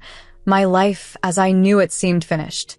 As I lay in the stark, sterile white of my hospital room, overwhelmed by loss and isolation, I began to contemplate the possibility that perhaps, just perhaps, there was a new beginning to be found amid the wreckage of my old life. The doctors, maintaining their composed expressions, shared that my path to recovery would be arduous, possibly without end. Rehabilitation will be a significant journey, they explained, their voices blending professional detachment with a hint of sympathy. In their silence, however, resonated a deeper, more daunting message. They were cautious not to foster false hope. During those countless, indistinct days shrouded in quiet despair, Rowan entered my room, his parents following closely. They wore the strained smiles of those trying to appear strong for someone else, their eyes overly bright. Rowan approached my bedside and paused, his gaze holding mine. In his eyes, I detected a resolve that unnerved me with its intensity. What could he possibly offer to lessen this nightmare? "Emily," he started, his voice faltering as if grappling with overwhelming emotions. "I know this might be the worst possible timing, and you're enduring an unimaginable ordeal, but I can't pretend any longer. My feelings for you are the most profound I've ever experienced." His declaration lingered, laden with gravity. Then, in an act of sheer spontaneity, Rowan knelt on the cold, hard floor of my hospital room. "I love you, Emily. More than anything or anyone. Marry me. Let me care for you. Stand by you through all this and whatever lies ahead." Behind him, his parents watched, tears glimmering in their eyes. His mother, dabbing at her eyes, nodded encouragingly towards me, while his father, a man of few words, silently placed a supportive hand on Rowan's shoulder. Overwhelmed, I was momentarily lost in a whirlwind of fear, love, uncertainty, and hope. Yet, as I looked into Rowan's earnest eyes, something within me shifted. "Yes," I murmured, my voice barely audible. "I'll marry you." The joy and relief that brightened Rowan's face were akin to dawn breaking after the darkest night. "We're going to look after you as if you were our own," his parents assured, drawing nearer. The wedding was modest, far from any fantasies I had entertained about my big day. Seated in my wheelchair, a complex mix of weariness and joy surged through me. Yet, seeing the genuine smiles and teary eyes of our small assembly of close friends and relatives, I felt a profound rightness in the moment. Standing hand in hand with Rowan, our vows transcended mere words. They were commitments spanning the uncertainties of my recovery and our shared future. As our lips met in a sealing kiss, for the first time since the accident, I dared to believe life wasn't over. It had simply veered onto an unexpected path, a path I wouldn't have to traverse alone. After marrying, we moved into a spacious house, thoughtfully modified for wheelchair accessibility, left to me by my parents. Initially, Rowan seemed dedicated, quitting his job to care for me, citing the substantial inheritance as sufficient for our needs. Yet, the care he promised seemed to diminish rapidly, raising unsettling questions about the future. Even though he didn't need to work, my life had become overwhelmingly difficult. I found myself doing everything alone, cooking, cleaning, and even struggling through daily baths. All this while Rowan, my husband, spent his days either glued to his computer playing games or out with friends at bars. He often came home late, drunk, and his words were harsh, labeling me a burden. It wasn't just Rowan. His parents, who once seemed loving, turned cold and disdainful after our wedding, treating me as if I were their son's big mistake. One day, I reached my breaking point. As I attempted to cook in the kitchen, Rowan sauntered in looking for a snack. Overwhelmed, I confronted him. "I can't believe you're just lounging around all day while I struggle with the basics." He dismissed my efforts with a roll of his eyes and a pull from a beer can, claiming, "Oh, come on, Emily. You act like you're the only one suffering. I gave up my job for you, remember?" "Gave up your job?" I retorted. "You call abandoning work a noble sacrifice, but all you do is waste your days while I'm left to handle everything here." I gestured around the kitchen, my voice breaking with emotion. He countered, getting louder and more defensive. "You think I enjoy having no life outside this house? You think I like seeing you struggle?" Our argument escalated quickly, filled with accusations and hurtful words until we were both too spent to continue. It was painfully clear that the man I had married and the family I thought I had joined were not the support system I needed, but rather obstacles in my already challenging life. Weeks passed, and the environment at home grew from uncomfortable to outright hostile. Rowan's parents, once pretenders of concern, now treated our home as if it were their own, ignoring all boundaries. They took over the living room, the TV blaring day and night, and even helped themselves to food without asking.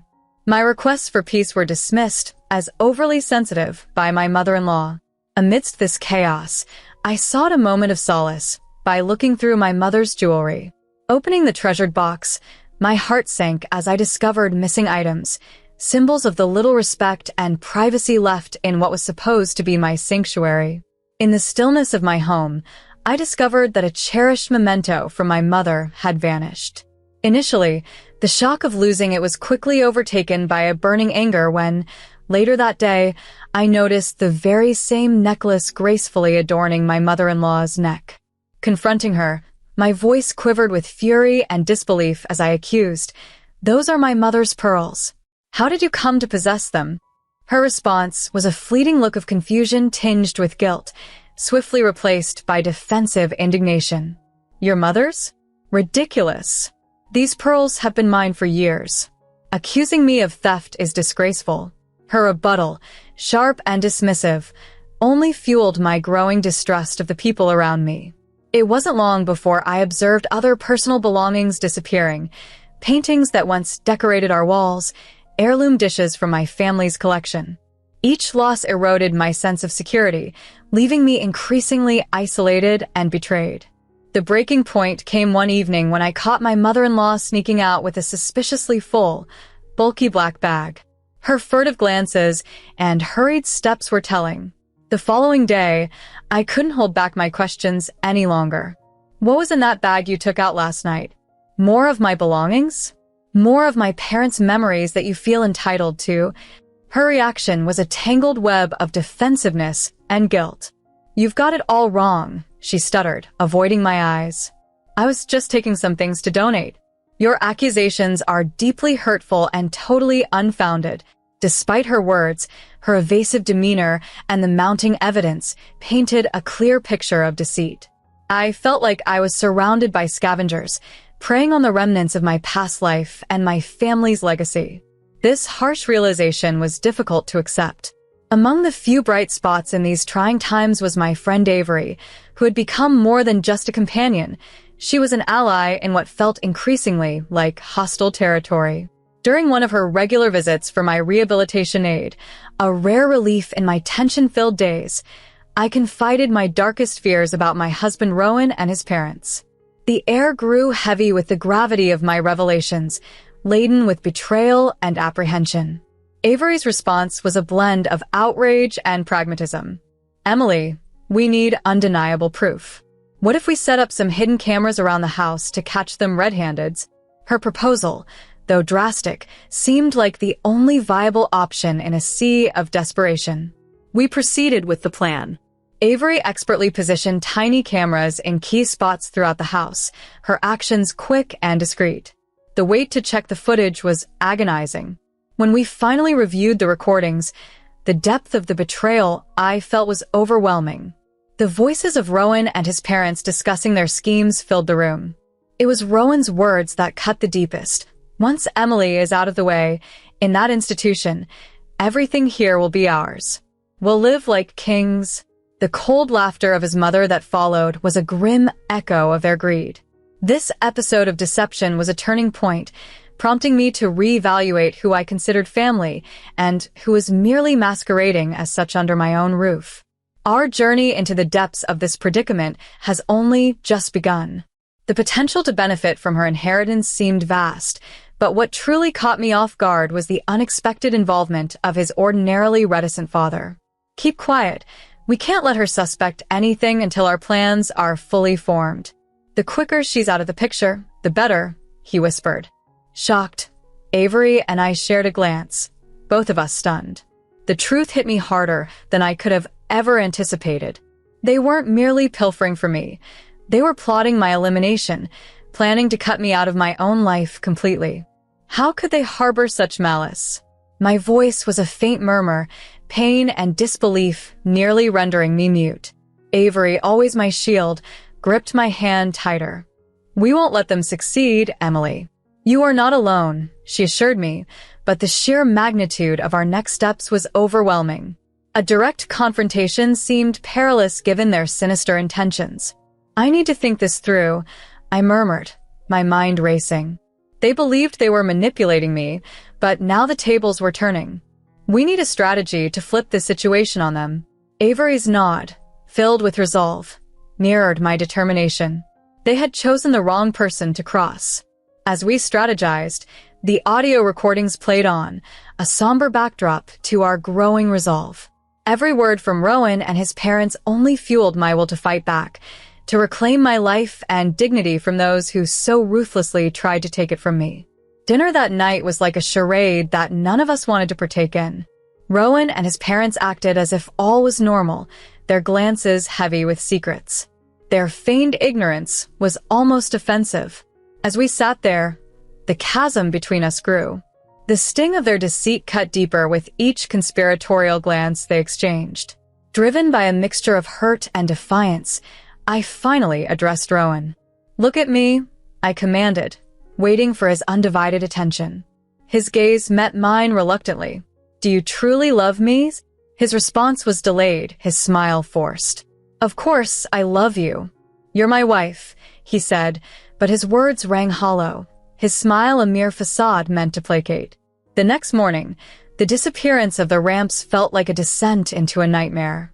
Stripped of my means of independence, I felt even more ensnared by those who wished to dominate me. At breakfast, I confronted them, my frustration boiling over. "Why remove the ramps? How am I supposed to move around now?" I demanded.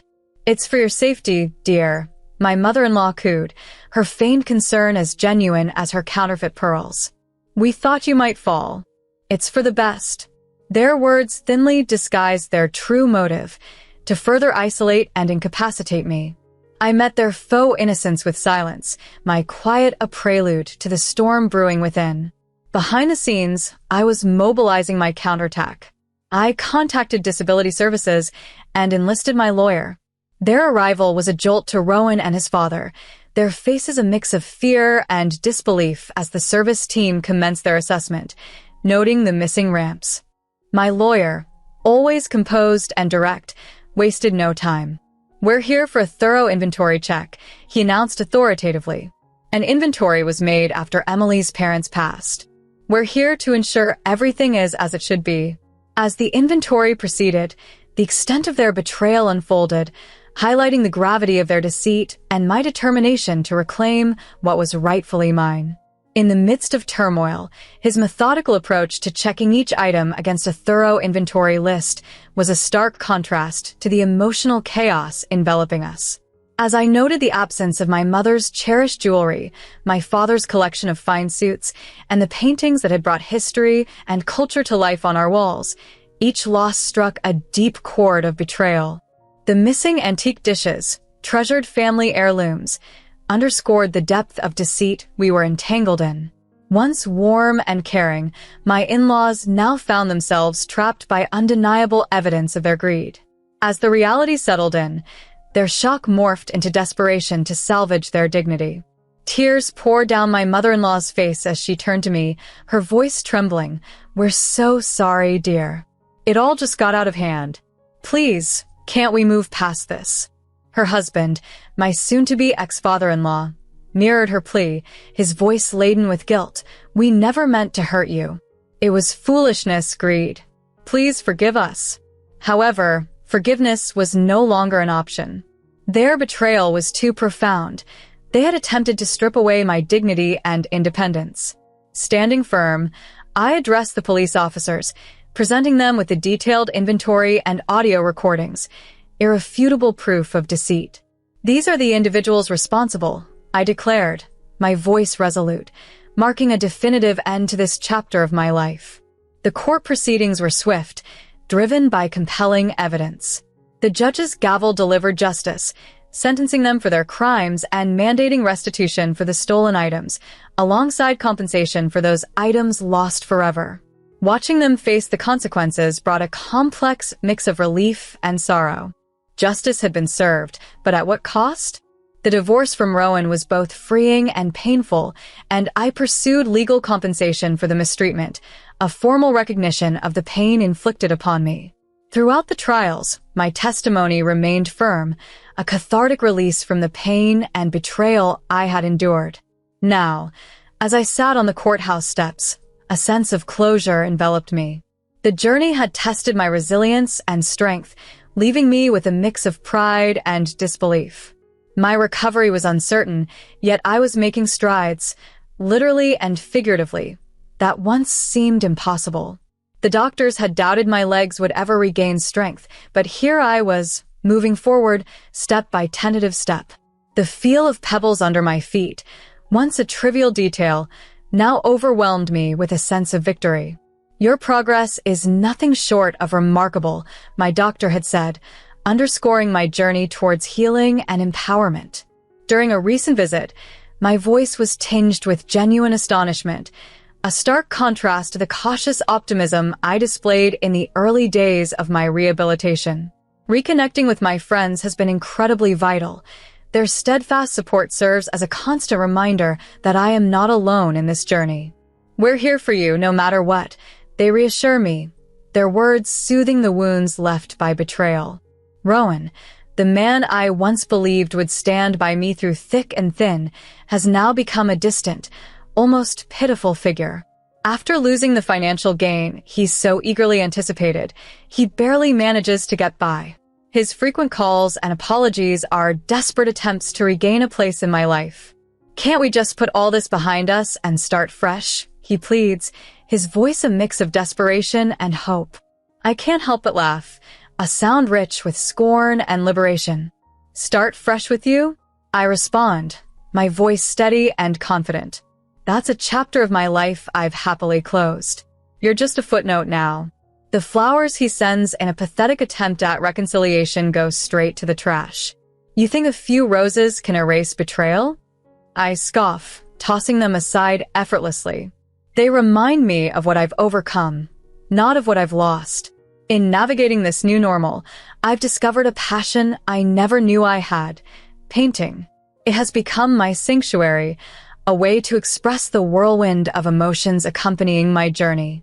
An easel and a set of paints are now my most cherished possessions, allowing me to immortalize memories of my parents and capture the beauty of the world around me. "This is how I heal," I explain to anyone who asks. "My brushstrokes are a testament to my resilience.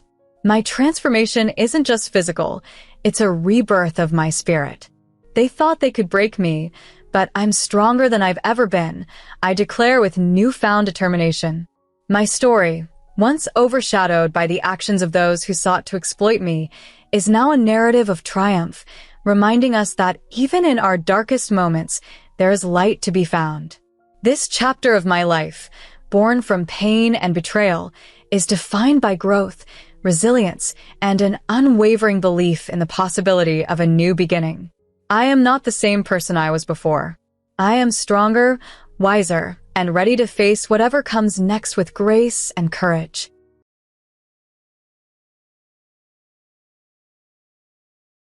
At my graduation party, my stepsister Ava decided to announce her pregnancy, suddenly making the event more about her impending motherhood than my academic achievements.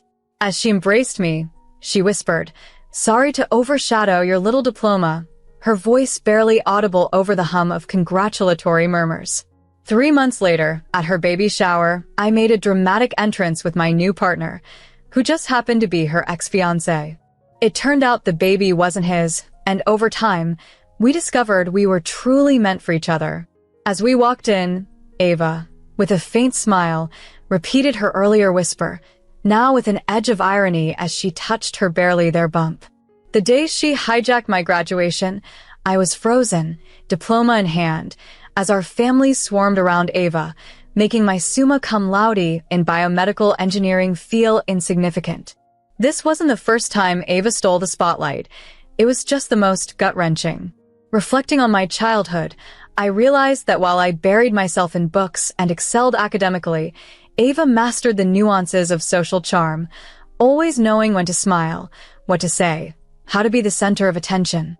She had this knack from the day her mom married my dad, intertwining our lives in a permanent ballet of one-upmanship.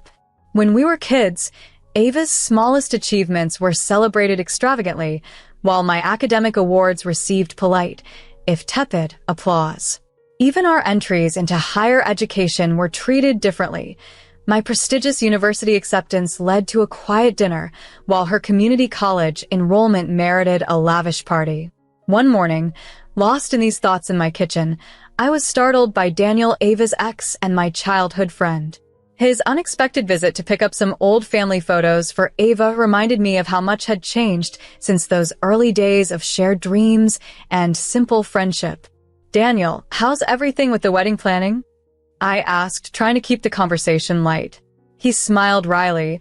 "As exciting as it can be, considering it's all about managing expectations, you know?" We talked about old times, our future hopes, and somewhere between his nostalgic smiles and my tentative dreams, the conversation drifted back to us, three friends who had somehow found their way back to each other despite everything. Ava's shadow might have loomed large over my achievements, but in that moment, as Daniel and I shared memories and laughter, I felt the warmth of recognition, not from the accolades or ceremonies, but from the genuine connection that had survived the years of overshadowing. Sometimes, it seemed, the most meaningful acknowledgments come not from the spotlight, but the quiet affirmations of those who truly know us. I was lost in a sea of textbooks and lab reports, barely audible as I spoke. Daniel moved closer, his gaze intently exploring my face, as if he was looking for a trace of the girl he once knew. "I miss her," he said, "the girl who used to name the stars, who once corrected our teacher about dinosaurs. That girl grew up." I answered in a hushed tone. She had to grow up. Or maybe she just went into hiding. Before I could elaborate, his phone interrupted us, playing Ava's distinctive ringtone. Daniel stepped away, the spell between us broken. "I have to leave," he said abruptly, all business now. "Ava needs me to pick up her dress." He took the envelope of photos I had set aside for him. "Thanks for these, and I'm really looking forward to your graduation party. It's going to be special." As he reached the door, he paused. "For what it's worth, Eliana, I see you, the real you. I always have." Then he was gone, the door closing softly behind him. I sat back, the cold coffee in my hand and a flicker of something dangerous reigniting within me. I couldn't have known then that this brief exchange was just the beginning of a series of events that would transform everything. In just 3 months, I would find myself at Ava's baby shower, on Daniel's arm, as his wife, poised to unveil the climax of a drama my stepsister had unknowingly written. But that afternoon, I only felt a mix of confusion and a dim spark of hope. Maybe, just maybe, after years overshadowed by Ava, someone still remembered who I was. 3 weeks later, my graduation day dawned under clear blue skies. The ceremony was short, my name was called correctly, and I exchanged a firm handshake with the university president. To my surprise, my father stood and applauded as I walked across the stage, nearly making me trip in astonishment. The celebration at my father and stepmother's house exceeded all expectations. The backyard was adorned with white tents, fairy lights, and decorations in my university colors. A banner reading, "Congratulations, Eliana," stretched across the porch. For the first time, this celebration felt entirely mine. As I mingled with guests, diploma in hand, someone called for a speech. My father handed me a glass of champagne and steered me towards a small platform set up near the garden. "Just speak from the heart, kiddo," he said, reviving an old nickname. Facing my professors, classmates, and family, I began to speak with newfound confidence, thanking everyone for their support through my university journey. Suddenly, Ava's high-pitched voice cut through my speech from the patio doors. "Daniel and I have an announcement," she exclaimed, her hand resting on her belly in the universal sign of expectant motherhood. "We're pregnant. You're all going to be aunties, uncles, and grandparents." The crowd's attention instantly shifted from me to them. Eleanor screamed with joy, my father beamed, and guests flocked to congratulate Ava and Daniel. I stood frozen on the platform, my champagne glass hanging limply in my hand, my speech forgotten. No one seemed to notice or care, except for Daniel, whose eyes met mine briefly, filled with what looked like apology or regret, before Ava pulled him into a kiss, severing our fleeting connection. At the gathering following my graduation, the backyard was split into 3 contrasting halves. Near the house, a lively group encircled Ava, animated and full of cheer, while a deserted area filled with now insignificant decorations lay forgotten. I found solace by the old oak tree, a childhood refuge, and watched the scene unfold with a sense of detachment. My father toasted to his future grandchild, and my stepmother was busy on her phone, likely spreading the news. Daniel, standing next to Ava, managed a smile that didn't quite reach his eyes despite the handshakes and congratulations he received.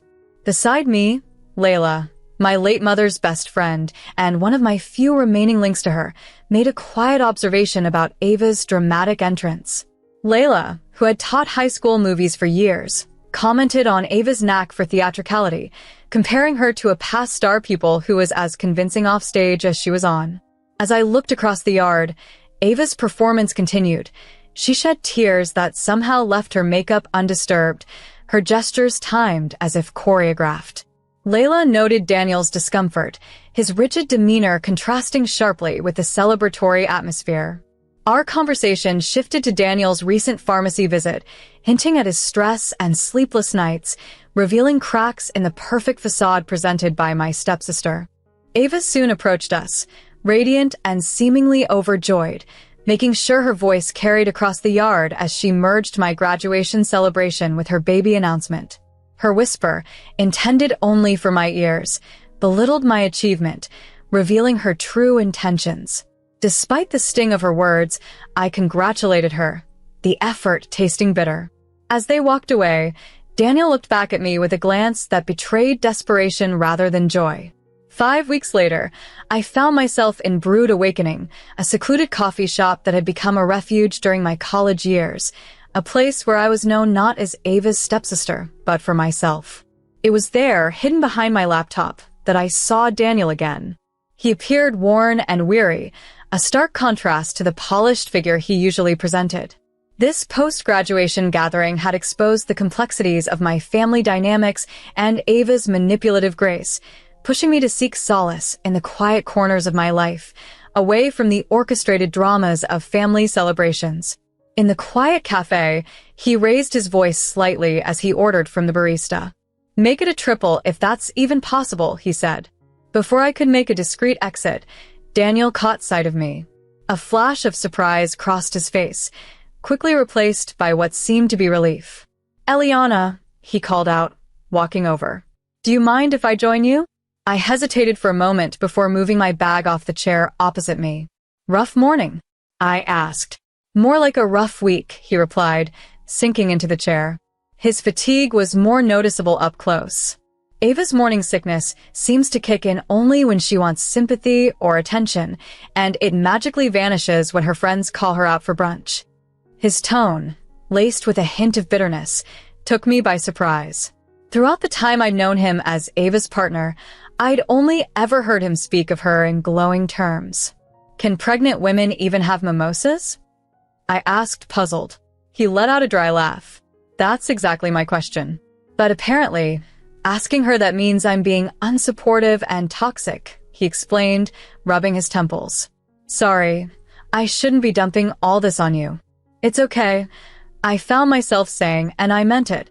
Sometimes, talking to someone detached from the situation helps.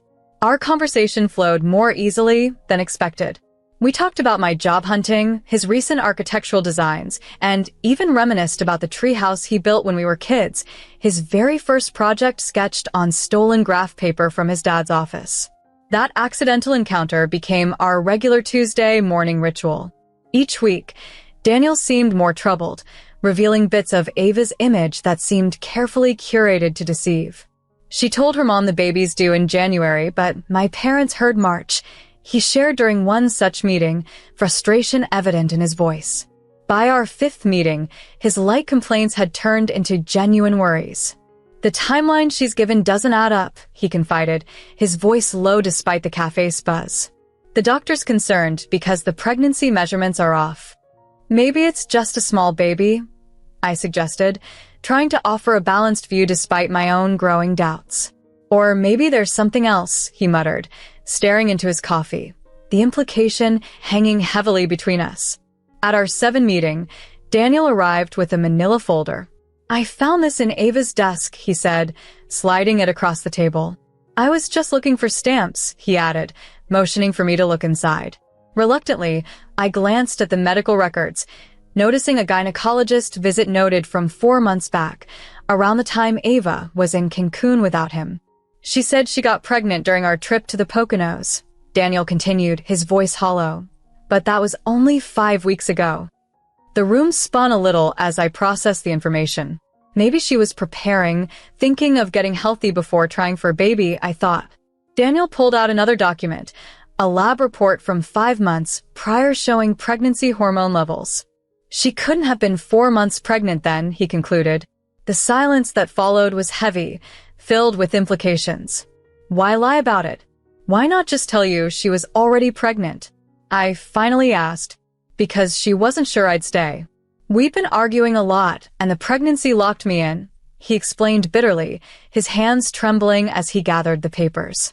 At your graduation party, it wasn't just about stealing the limelight. It was about locking me in a situation I couldn't question without looking bad. As we sat there, the weight of his discovery pressing down, I reached for his hand. It felt both strange and familiar, like stepping back into a childhood home after years away. What are you going to do? I whispered. Daniel looked at me, his eyes clear despite the pain. First, I need to confirm my suspicions. Then, I need to figure out how to build a life that's true to myself, he said, squeezing my hand. I've lived too long in a reality crafted by someone else. I hardly recognize who I am anymore. In that moment, our reconnection deepened, adding new layers to our old friendship. Thank you, he said quietly, for being real in a way Ava never was. As we parted that day, I felt a mix of emotions, lightened by the rekindled connection but heavy with the knowledge of what lay ahead for Daniel. The facade was cracking, and it was unclear what would remain when it finally broke. A week after seeing Ava's medical records, I lay awake each night, wrestling with my conscience. Was I helping Daniel find a painful truth he deserved, or was I aiding in the unraveling of a fragile piece? Then, a text from Daniel snapped me back to reality. Can you meet me? It's important. We met at a riverside park, far from the usual cafes and family homes. He paced, hands in pockets, and without preamble said, I confronted her last night. My stomach dropped. What happened? Exactly what you'd expect. Denial, gaslighting, he replied, his voice rough with emotion. It started as you might predict. Denial and manipulation. Eliana broke down in tears and hurled accusations when I confronted her with the documents. Eventually, with a resigned slump of her shoulders, she confessed. The baby isn't mine, it's John's, she admitted. Despite my suspicions, hearing the truth shook me deeply. Eliana pleaded for my silence, proposing we raise the child as ours, that no one needed to know. Her laugh was hollow and joyless when I rejected the idea. In response, she threatened to ruin me by falsely accusing me of infidelity and abuse, and vowed to destroy my career. Things escalated quickly. Daniel showed me his phone. Eliana had already begun painting him as controlling and neglectful during her pregnancy in a group message to his friends. The next 22 hours felt surreal. Daniel retreated to a hotel as Eliana orchestrated a smear campaign. My own father called, accusing me of filling Daniel's head with lies, and refused to hear me out. By nightfall, lines were drawn within the family. Most sided with Eliana, the ostensibly forsaken pregnant woman. Only Layla and, unexpectedly, I stood with Daniel. Daniel needed irrefutable proof. Eliana claimed her medical records were incorrectly dated due to a clerical mistake. Her phone, always by her side, contained the truth in messages with John. A sudden idea struck me, the cloud backup. She uses her laptop when hers is charging, right? And you both share an Apple account. I asked. Daniel realized the implications. Her messages synced to the cloud. The next day, he sent me screenshots of their conversations, revealing a long-standing affair, including discussions during their trip to Cancun and after their graduation party. Armed with these messages, Daniel confronted Eliana once more, this time in my apartment with me as a witness. She arrived feigning innocence, but her facade crumbled as she read the incriminating texts. Furious, she claimed we had invaded her privacy and threatened legal action. Daniel calmly dared her to explain her deceit in court. The confrontation turned ugly. Eliana resorted to threats and manipulation, and when that failed, she accused me of jealousy and trying to usurp her life. "No, Eliana, this is about honesty," I responded calmly. She stormed out, vowing revenge, and soon my phone was inundated with hateful messages from relatives. My father demanded an apology to Eliana. Cousins branded me a homewrecker. My stepmother Eleanor, however, remained silent, which I took as disappointment. Unexpectedly, Eleanor visited me. She looked weary but determined as she admitted knowing the kind of person her daughter was, a manipulator beyond redemption. Eleanor's support was pivotal. With her help, we convened a family meeting to present the evidence. While not everyone was swayed immediately, enough doubt was sown to weaken Eliana's narrative. Confronted by Daniel, John confessed everything and even agreed to a paternity test. In the aftermath, Daniel and I grew closer, our relationship evolving from mutual support to something more profound. Aware of the optics, we proceeded cautiously, yet there was an undeniable correctness in our bond, like rediscovering a path we should have taken long before. "I've wasted so much time living someone else's version of my life," Daniel confessed one evening by the river. Determined not to waste another moment, he kissed me, marking the beginning of our new journey together. 5 weeks had passed since Daniel and I exchanged our vows in a modest courthouse ceremony, attended only by our friends Layla and Eleanor. It was a simple, heartfelt event where we made an authentic commitment to each other. Standing there, ready to sign the marriage certificate, Daniel looked deep into my eyes. I felt certain that together we could handle any challenge, even those stirred up by Ava. 3 months after my graduation celebration, almost to the day, Daniel and I were outside my father's house. The yard was decorated with pink and blue balloons, and a banner that read, "Ava's baby shower," hung across the porch. Despite the complications, Eleanor had insisted on throwing the shower. Her motives, though, were tangled with more than just maternal obligations. As we stood there, Daniel, his wedding ring glinting in the sunlight, squeezed my hand and asked, "Are you sure about this?" I inhaled deeply. "Absolutely sure," I replied. We hadn't intended to make a scene at Ava's baby shower. In fact, we hadn't planned to go at all. Our quiet wedding had been followed by a peaceful honeymoon at a lakeside cabin, a break from the impending drama. However, Eleanor's call the day before changed our plans.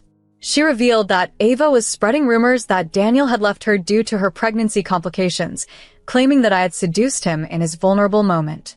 Eleanor's voice was heavy with the burden of years spent managing her daughter's deceptive tactics. "It's time to end this cycle, Eliana, for everyone's sake," she had said. So there we were, about to enter a gathering where many viewed us as the antagonists. Daniel straightened his shoulders and said, "Let's do this." The shock on the faces of the guests as we walked into the living room was almost humorous. Conversations stopped abruptly, and drinks were paused mid-sip. In the center of it all sat Ava, her prominent baby bump visible under her pastel maternity dress, shocked at our entrance, then glaring fiercely. "What are you doing here?" she snapped audibly. Eleanor stepped up from her place by the food table. "I invited them, Ava." "Enough is enough," she declared. "You invited them?" Ava's incredulity spiked. "After what they've done to me. After he abandoned me and his unborn child." Daniel's grip on my hand tightened, but he remained calm. "I can't abandon a child that isn't mine," he stated plainly. The room buzzed with whispers. My father, face red with anger, started to intervene, but I cut him off, my voice stronger than I felt. "Listen, Dad, there's documented evidence. Medical records that show Ava was already pregnant before she claimed it happened with Daniel. There are text messages between her and the real father, even DNA test results." I paused, letting the truth sink in. We wanted to handle this privately, but Ava keeps lying. Ava stood up, her hand on her belly, defensive. "These accusations are outrageous. I have a medical condition that makes the dates seem off. My doctor will back me up." "Actually, your doctor confirmed the opposite," Eleanor said softly, having spoken to Dr. Levine herself. The look of betrayal Ava shot at her mother was piercing. Why? Aunt, who had always loved Ava, asked, bewildered. Ava's facade began to crumble. You don't understand. Daniel was going to leave me. You needed to trap me. Daniel finished her sentence, but his tone suggested there was more. Tell them about the credit cards. This was news even to me, adding yet another layer to the unfolding drama. I looked questioningly at Daniel as Ava's face turned pale. Eleanor cleared her throat, drawing attention to a disturbing discovery. I found a series of credit card statements in Daniel's name for accounts he never opened, totaling over $99,000 in charges for designer clothes, spa treatments, and various getaways, she explained, her voice heavy with implication. Daniel, seeing the shocked expressions around him, revealed the truth. This is about identity theft, he stated calmly, and reproductive coercion. We're not here for revenge, but to prevent these deceptions from harming others. Ava's mask of composure shattered. You think you're perfect, don't you? She yelled, pointing at me. Always the overachiever with your fancy degree and lofty morals.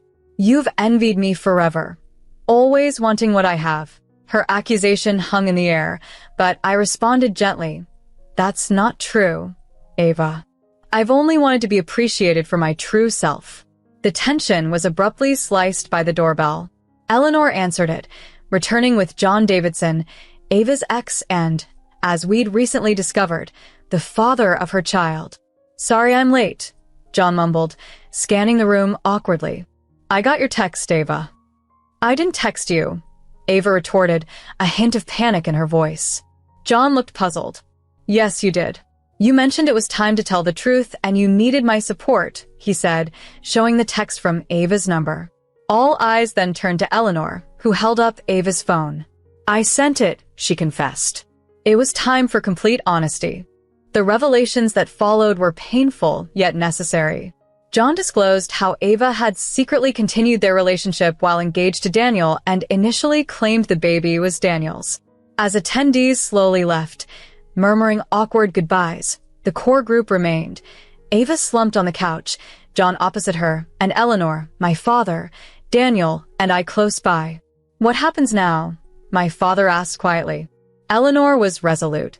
We help Ava get the support she needs, therapy, accountability, real consequences. And the baby? John inquired. We do right by this child, Daniel affirmed, regardless of our feelings. An innocent shouldn't suffer for our issues. In that moment, I realized something profound. The revenge I had imagined felt different. It wasn't about spite but truth-telling, not an ending but a beginning. 7 months later, Daniel and I hosted a dinner in our new apartment, with Eleanor, my father, and Layla, who brought her famous apple pie.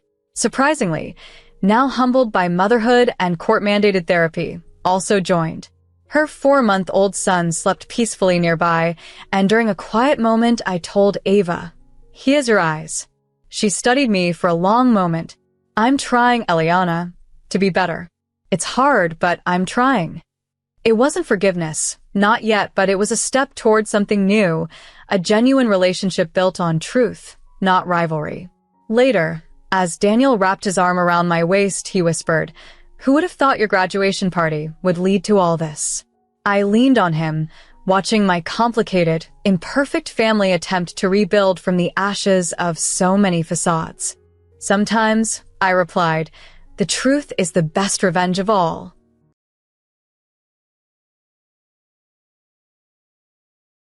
As Sophia was hurrying out the door, she called out to her son, "William, don't forget your lunch." She had noticed the forgotten lunchbox on the kitchen counter and promptly snatched it up. From the bathroom, William's voice echoed, slightly muffled by the water splashing as he washed his face. "Coming, Mom," he shouted back. At 9 years old, William was sprouting up, his voice deepening, adding to the morning rush. Glancing at the clock, Sophia, to her friends, felt the familiar pinch of urgency. They had less than 15 minutes before her shift at the hospital began, and she urged William to hurry. "You'll miss the bus," she called as he darted past her, hair still damp, making her smile despite the rush. Life had been a whirlwind of mornings like this since her divorce 3 years ago, but William's bright spirit lifted her spirits every day. "Mom, can I go to after school?" William asked, packing his lunchbox. "His homework? I'll do it before I go, promise." After a moment's consideration, Sophia agreed but reminded him to be home by dinner. "Thanks, Mom," he cheered, his footsteps thumping towards the door. Sophia grabbed her bag and followed, ready for another day as a nurse. Her job was demanding, but it allowed her to be there for most of William's events, despite the modest pay and her tight budget. Child support from her ex-husband was unreliable, making her fiercely independent both financially and emotionally. After seeing William off, Sophia drove to the hospital, planning her day. She had her shift, then dinner for William, laundry, and her mother Hazel's upcoming birthday party to think about.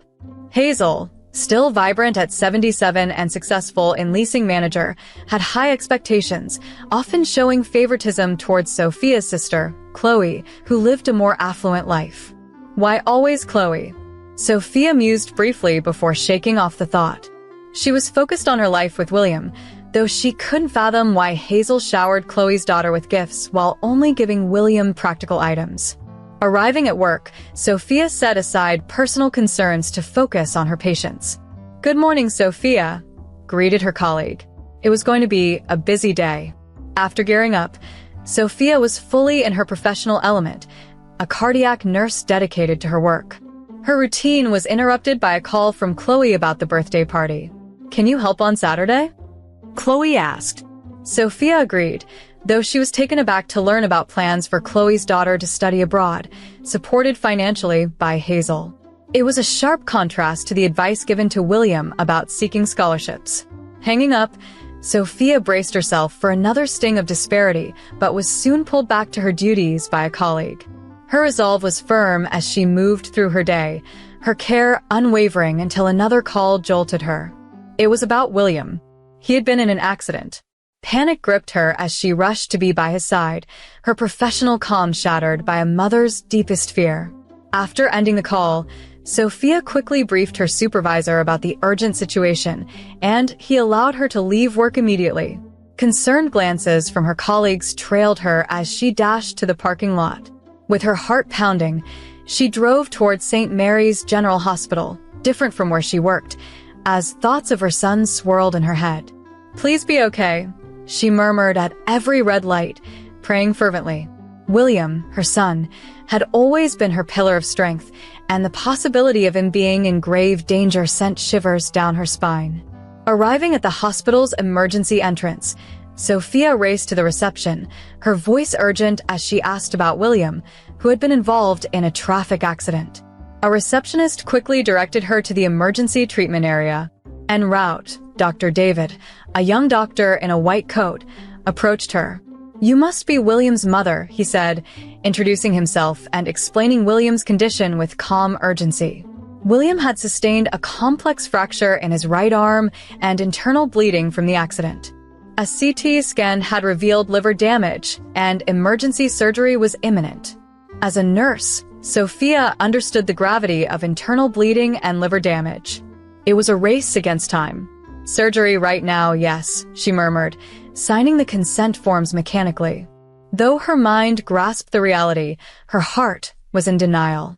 "Let me see my son," she implored. Dr. David hesitated briefly before leading her to where William lay. His usually vibrant face was pale and swollen, his small body covered in bruises and connected to numerous monitors. Holding his hand, Sophia felt a wave of emotion as William weakly opened his eyes. "Mom, it hurts," he whispered. Fighting back tears, Sophia reassured him. "It's okay, William. Mom's here now. Everything will be fine." A cardiac nurse explained that William was drowsy from the anesthesia as another hospital staff member approached Sophia about the insurance details.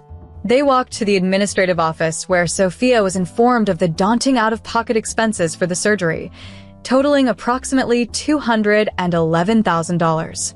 Sophia's heart sank. She could only afford a fraction of that.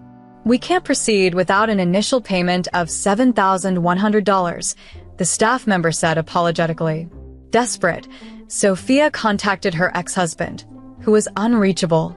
Her only hope was her mother, Hazel, who could provide the funds. Swallowing her pride, Sophia called her mother. "Please, William's been in an accident, and I need help with the surgery costs," she explained, her voice shaking. After a tense pause, Hazel refused, explaining she had just committed funds for another family member's education abroad.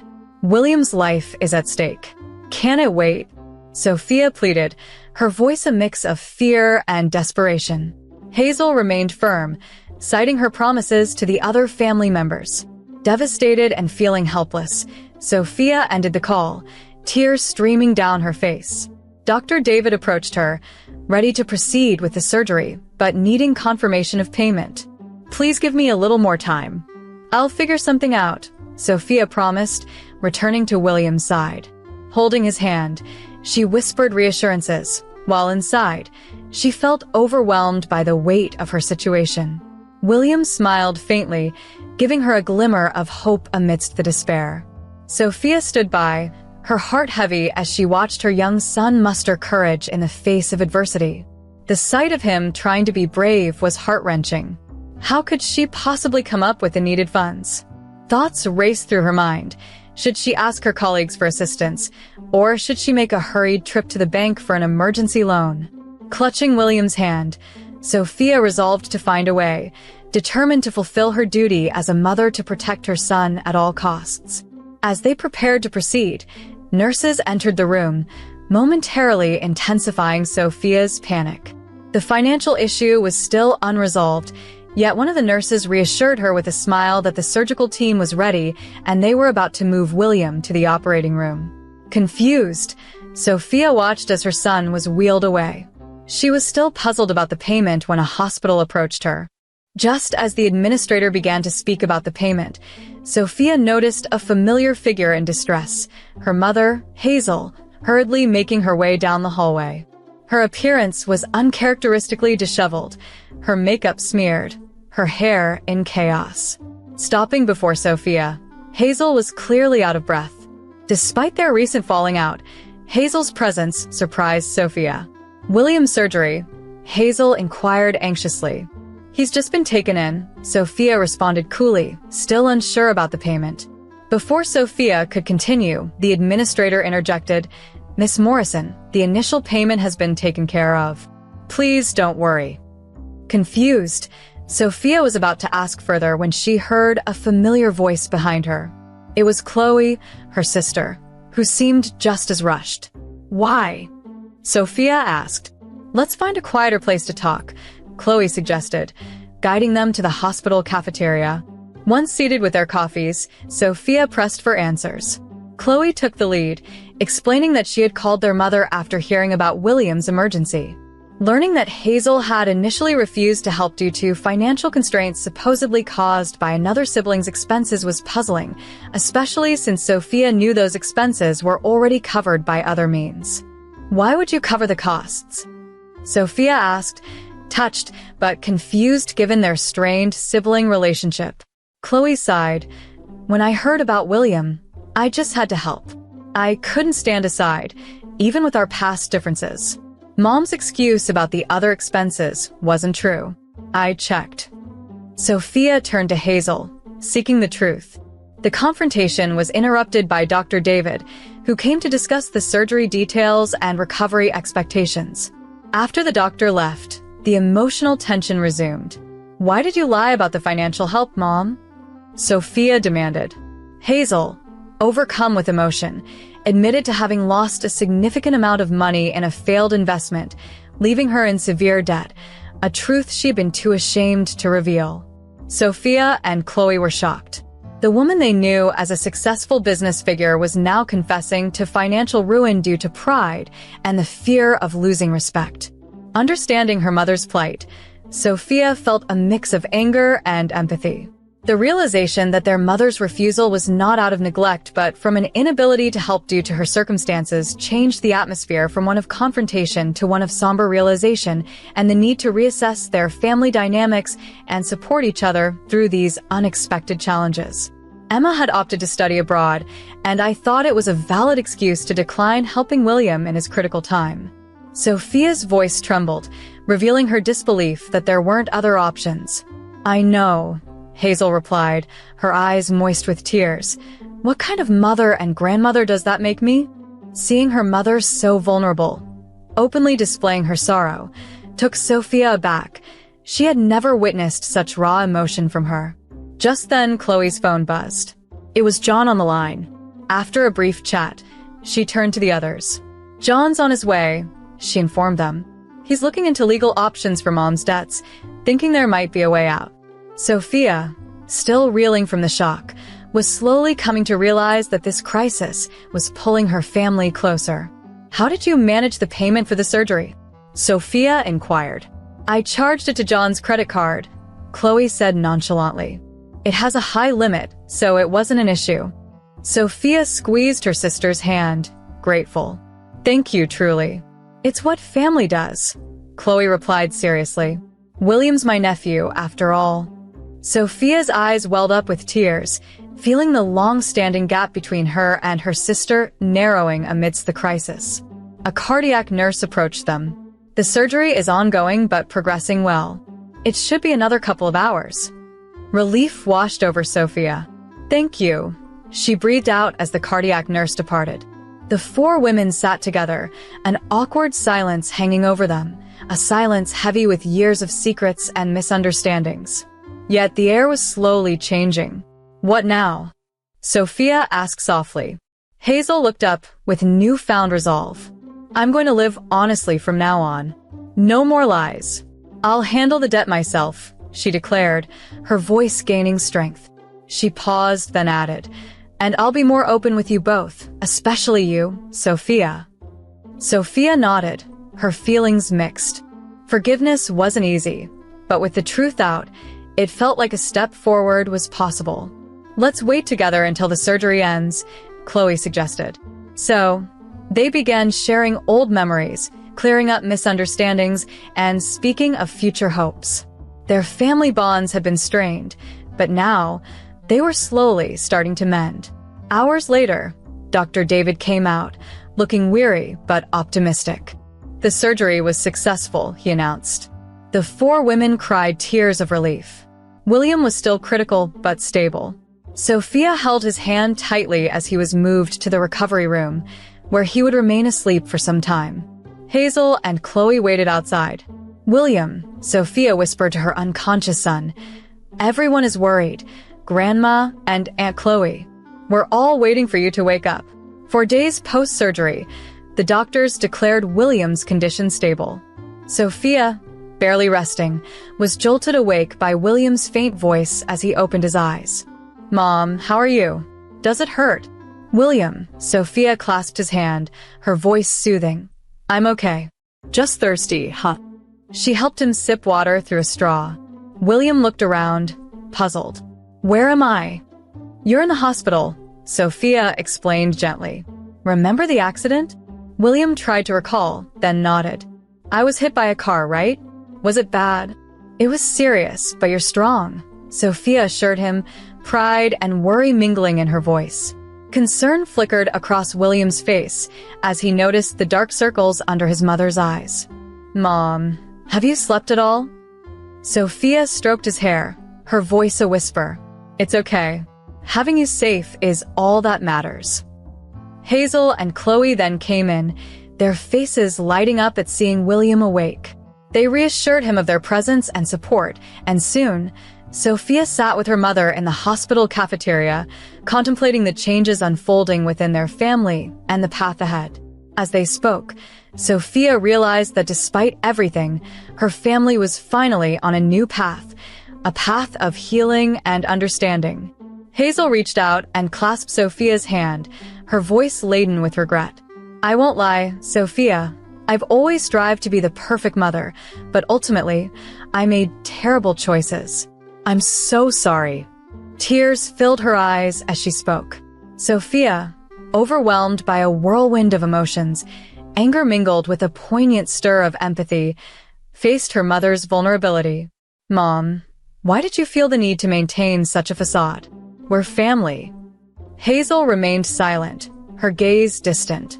After a long pause, she spoke softly. "After your father left, the fear of being seen as a failure haunted me. I couldn't stand the pitying looks. I had to be strong, not just for myself, but for both of you." Sophia recalled the painful memory of her father's departure and her mother's silent tears throughout those long nights.